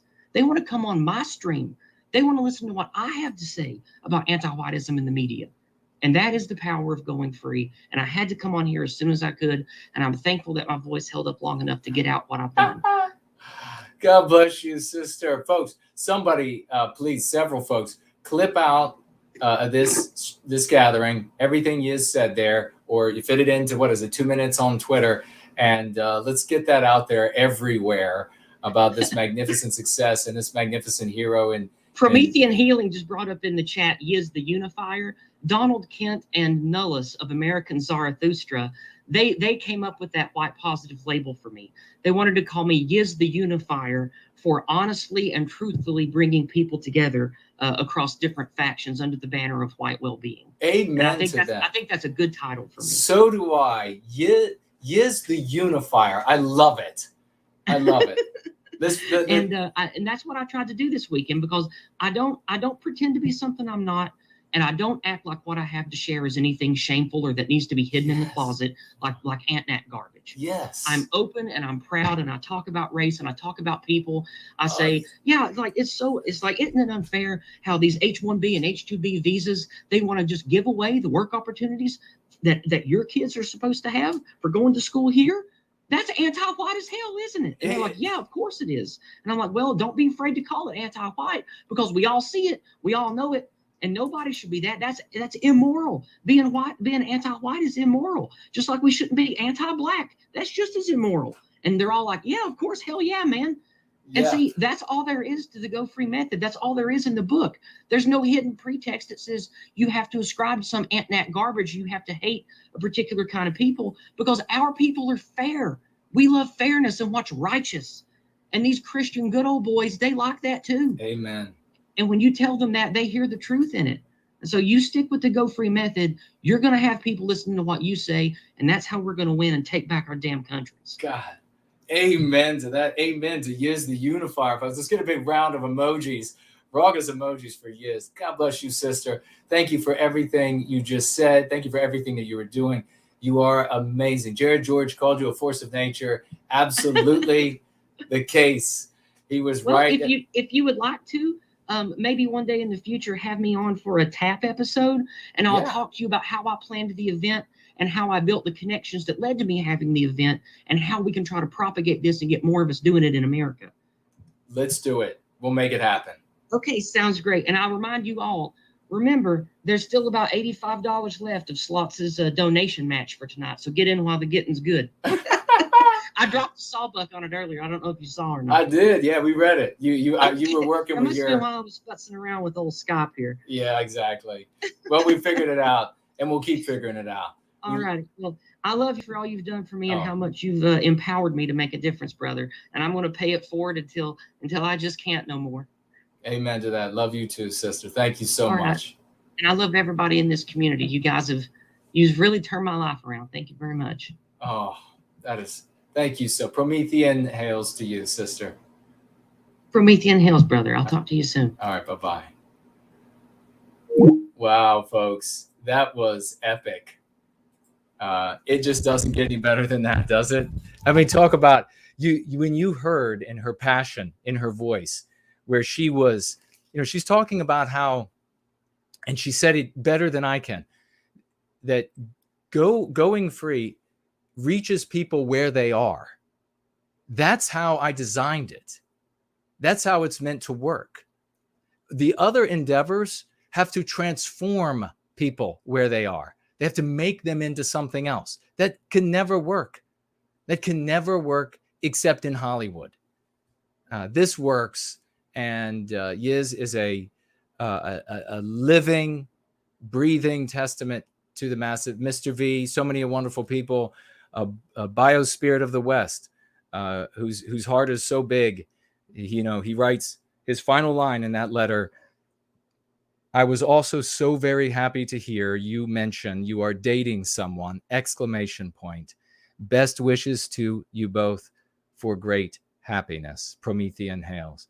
A big Promethean hails to you, champion. And we have so much love and in this community, so many people who are genuine, not playing a game, not playing around, not a distraction, but folks who are men and women of the West. And we will continue having these victories one after the other as we march toward that Western sunrise. Let me take a quick look over here. We're going to read, and then we're going to be signing off here, this gathering, wrapping up this gathering. We have Flora over here on Entropy, who has financially gifted $5. Thank you so much, Flora. Writing, thanks for caring about us and all your hard work. Well, God bless you, and thank you so very much. Of course, everybody up to that $100 mark that financially gifts, their gift is doubled by the great Slots, the great epic hero Slots, somebody who's in the trenches all the time and taking the concepts of going free to those who need it and against those who want to harm us in those trenches. Over here on Cash App, we finally got it to roll forward to today, and we see that the great Slots has financially gifted $5 over here as well. And he says he's donating that in the name of JK160. Good work. Well, God bless you, and thank you very much for financially gifting $5 in the name of JK160 and the work that he did.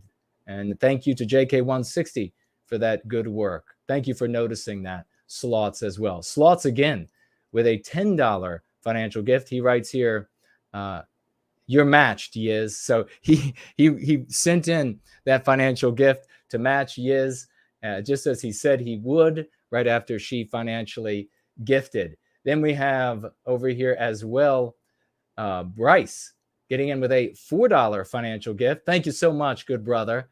And remember that Bryce has that YouTube channel, and he changed it from a more difficult name. And we shared that last week, and we'll share it again in the future. And thank you for that service to White Wellbeing, brother. Financially gifting $4 and writing for your contributions to our people, or it's for, and then he writes, your contributions to our people are appreciated. And you are appreciated, Bryce. Thank you for everything you're doing. We stand shoulder to shoulder, brother. Thank you. We have Slots in for $5 financial gift. And he says, matching Sakis $5. Thank you so much, Slots, staying true to his word like the champion that he is. Art Acrobats coming in over here on Cash App as well, financially gifting $5.14. The great champion, Art Acrobats, he says, everyone please help create white positive media projects. He says, please, everyone, please help create white positive media projects. Thank you for saying that, Art Acrobats. There does seem to be a little bit of a lurch or a little bit of a leaning in favor of some more politicized type, some more villainy type of art being created. That's not going to work for the well-being of our people. That will harm us as it has always harmed us. We have the great, every single week, I Love Jesus Christ, financially gifting $10. Thank you so much, sister. It is deeply appreciated. And she writes, for White Wellbeing. God bless you. Thank you. And a great champion, untiring. Slots back with $5 more over here. And he says, $5 matching Flora. Well, thank you so much, Slots, true to his word, as he is matching up to $100 every financial gift that is given in these waning minutes of the gathering. We have, is this a, it looks like another new one. Slots $10 financial gift. He writes here, matching or donation in honor of Yiz. $10 from the great Slots.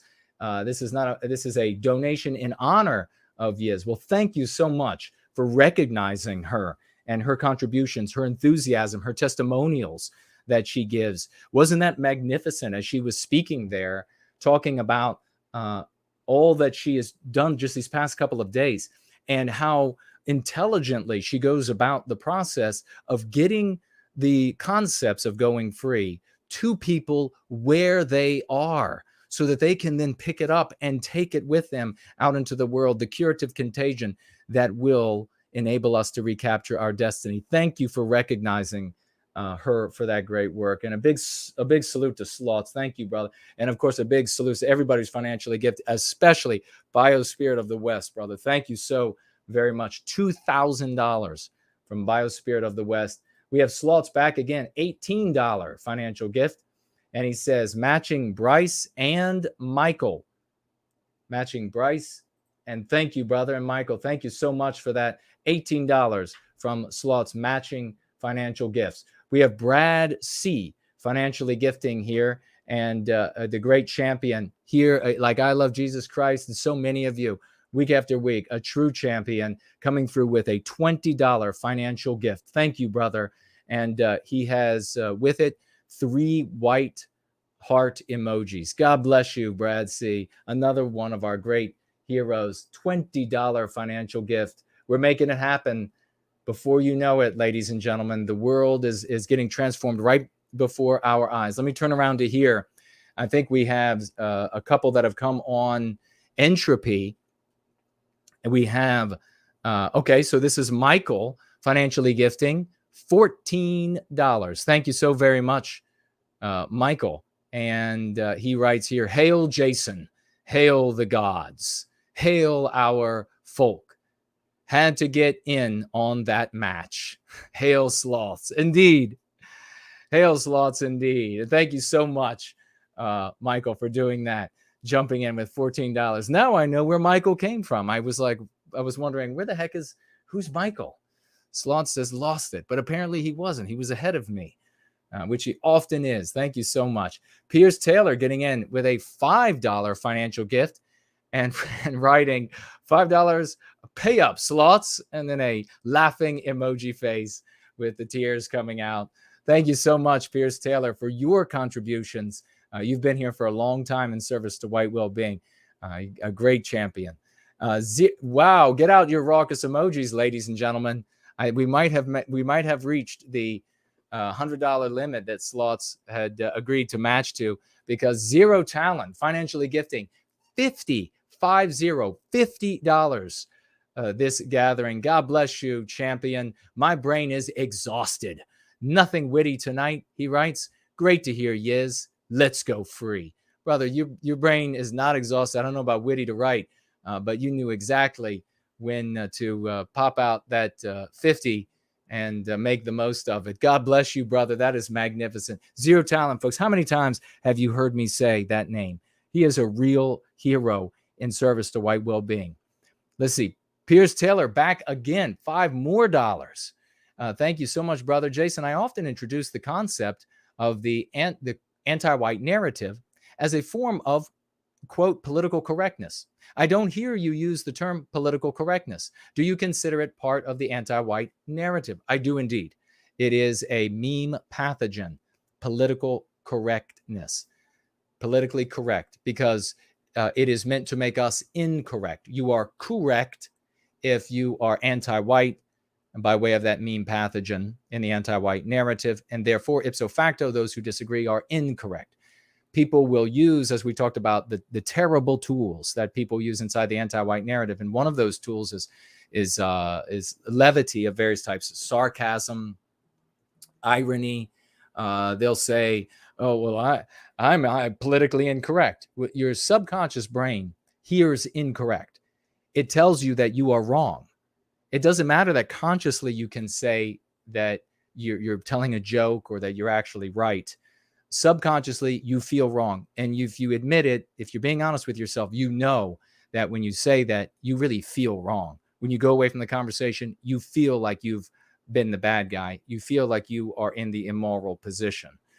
Having said that, if your audience is comfortable with politically correct, then you can do like Yiz, grab something that they know, you paste them and then lead them. And you say political correctness or politically correct, and then you switch it right to anti-white narrative. And then you talk about it that way moving forward as the anti-white narrative. Brilliantly done, sir. Thank you so much for your service, and thank you for that financial gift. Let me swivel around here really quickly, and we'll be reading from Nathaniel Nelson's testimonial in 1 minute. Before I say that, though, I want to ask, did I run? I mean, so many things were going wrong. Did I use the new intro by our great champion for Null, where it says, like in the tagline at the bottom, it says, going free, the greatest kept secret to saving the West. Did that show up? And if so, what did you all think? Did it look good to you? Do you think it could be written differently? We had the great Fernell put that together for us magnificently, as always. But if you have any suggestions, any feedback, please feel free to give it, because we are the best kept secret to saving the West. Why are we a secret? The great Fernell geniusly mentioned that it begs the question, who's keeping us secret? Well, we know that the anti-whites are going to shadow ban us everywhere to keep us a secret so that our brothers and sisters can't see us. And we also know, though, that leaders of white sympathetic organizations do everything they can to ignore us, to ban their members from talking about us, to ban them from bringing up arguments that we make, to actually sever memberships when people bring up going free. Actually, the best thing that could possibly happen for those folks. We know that we're being kept a secret. And so the question is, why? Who's keeping us a secret and why? The anti-whites are doing it because of the power of going free. They know that it works. They know that it's based in love, hope, and redemption. White sympathetics who are playing the villain do it because they are jealous of the money they're making. They're jealous of the ideas they advance. They're jealous of the aggrandizement that they receive, the worship of their education or intelligence or whatever it might be, being able to stand on the stage and get the applause. That's why they do it. And here's the other thing. What can be more special than something that is a secret and saves the West? Everyone will want to know what that is. Share that with folks. Tell them when you first talk about it that it's the best kept secret to saving the West. They'll want to know more. And I'm sure that the force of nature, Yiz the Unifier, will be able to come back and talk about having used it in broad company. Let me swivel around, and we have the great Slots, $10.14. And he says, matching for Art Acrobats and Piers Taylor. Thank you so much, Slots. Honoring his word, ladies and gentlemen. That says a lot about his great character. And here we have, I think this might be the end, the great Slots financially gifting $60 60. Let's get some raucous round of emojis. Please get them out, get them wild for the great sloths who came through exactly as he said he would. $60 financial gift matching Zero Talent and I Love Jesus Christ. God bless you, brother. Thank you so very much for your service to White Wellbeing and for this effort here to match all of these fine people in their financial gifts. And we have finally, I think here, White Student Transmission, a great champion. He just financially gifted the other day as well, $5 financial gift. And he says, folk tithe and little smile emoji. Thank you so very much for that. A great champion. Yeah, it was on tap that you financially gifted last, brother. Great to see you. And thank you so very much for your service to White Wellbeing. I think we will load that. No, we've got a couple more. As I try to put some little bit of hydration back into my system, we have the great Anglo-America financially gifting $5. And he says here, here's $5, you American Dixie Saxon. I love it. Thank you so much, brother. Here is $5, you American Dixie Saxon. Anglo-America, folks. Thank you so much, brother. I appreciate it. Slots, back with $25 more financial gift. And he says, matching Brad C. and Piers Taylor again. Again, God bless you, brother. You know right now, I mean, just my gosh, what a great service to White Wellbeing. And this guy, you see him all the time in the threads on Twitter, knocking it out of the park with anti-whites. Thank you so very much. Another true gentleman, champion, and extraordinarily incandescently bright participant, hero in service to White Wellbeing.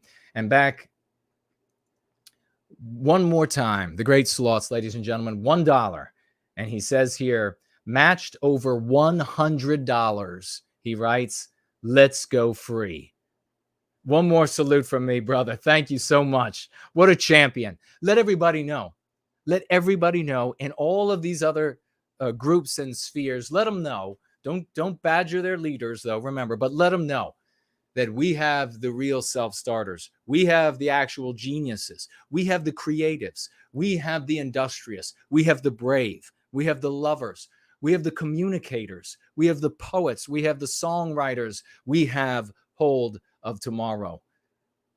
The spirit of the West is in every single one of you, stronger than it has ever been. And it's moving now through us to act in ways that recaptures that destiny. Make no mistake, you're not by yourself. You're not just shoulder to shoulder with the rest of us. There is a great power welling up inside of you, inside of all of us, that speaks through us, that speaks in collaboration, in combination, in ways that we can't even fathom. And it speaks because we are embracing who and what we are, the true biospirit of our nature, ladies and gentlemen. God bless you, brother. And I will give it one more refresh. I don't want to leave anybody behind.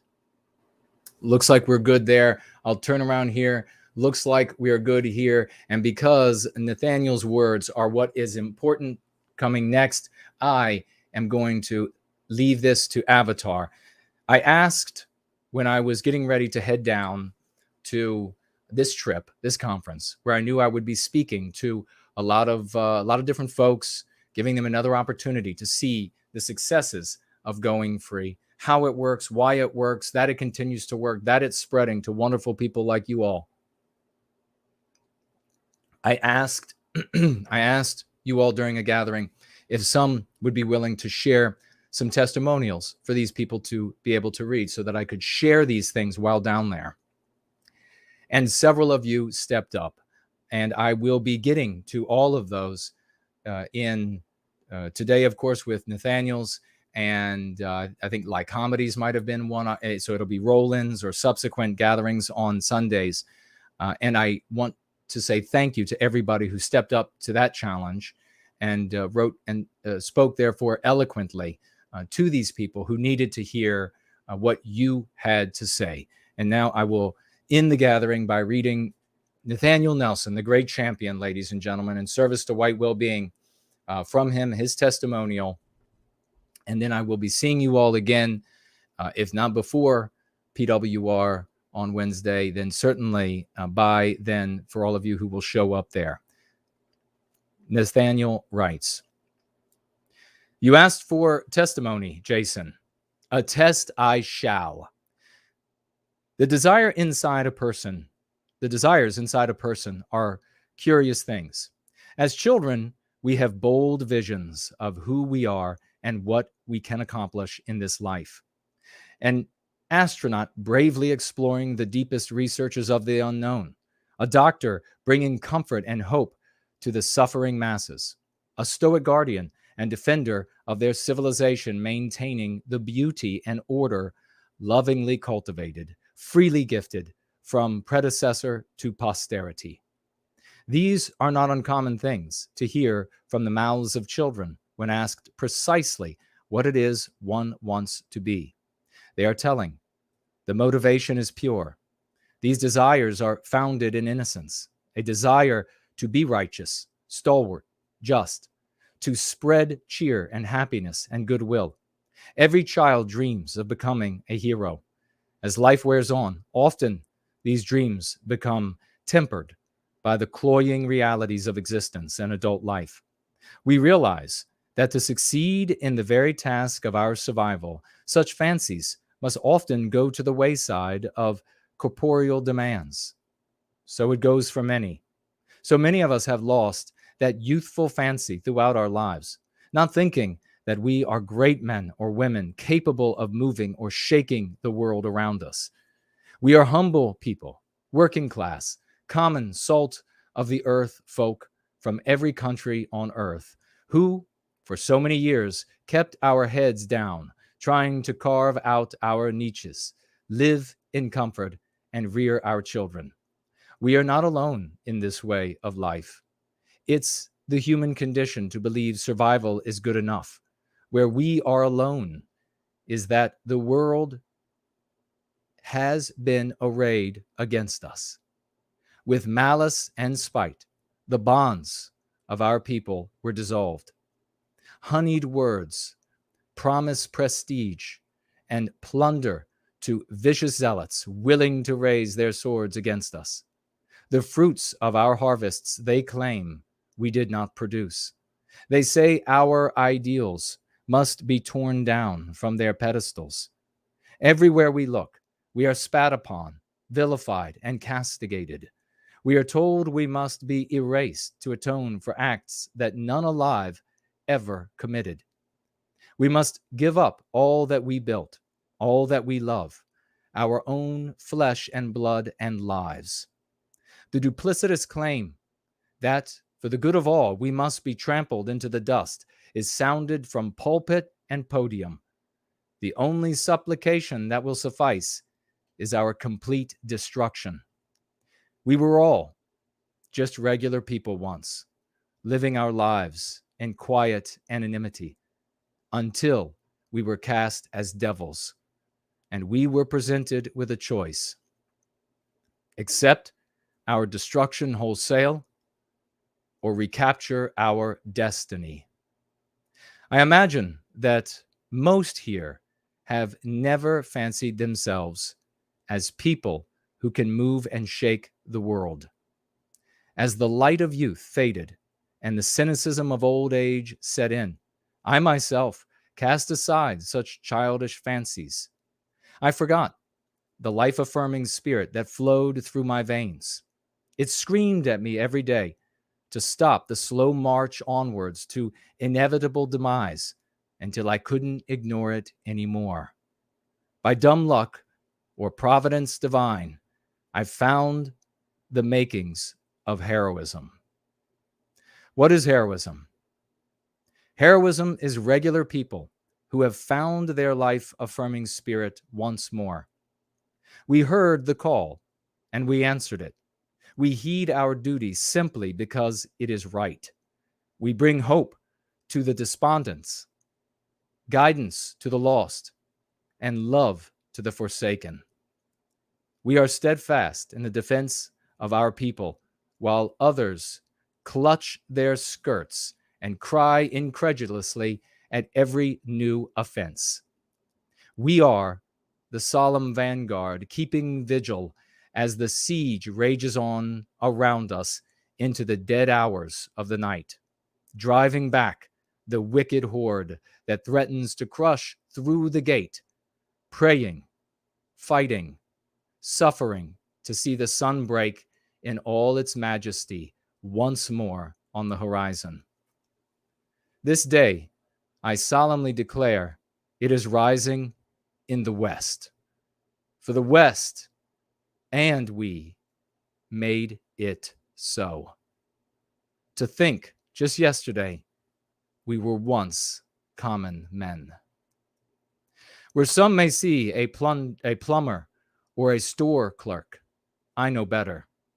I walk now in awe among dashing warrior poets and charismatic troubadours singing the songs of my people's struggles, inspiring hope and courage in those who have not yet found the means to end the vicious slander that justifies every trespass against us. I do not see middle managers or gas station attendants. I see uncrowned kings and queens, leaders of men bearing the brilliant torch of righteousness to dispel the opprobrious umbrage that is cast upon us.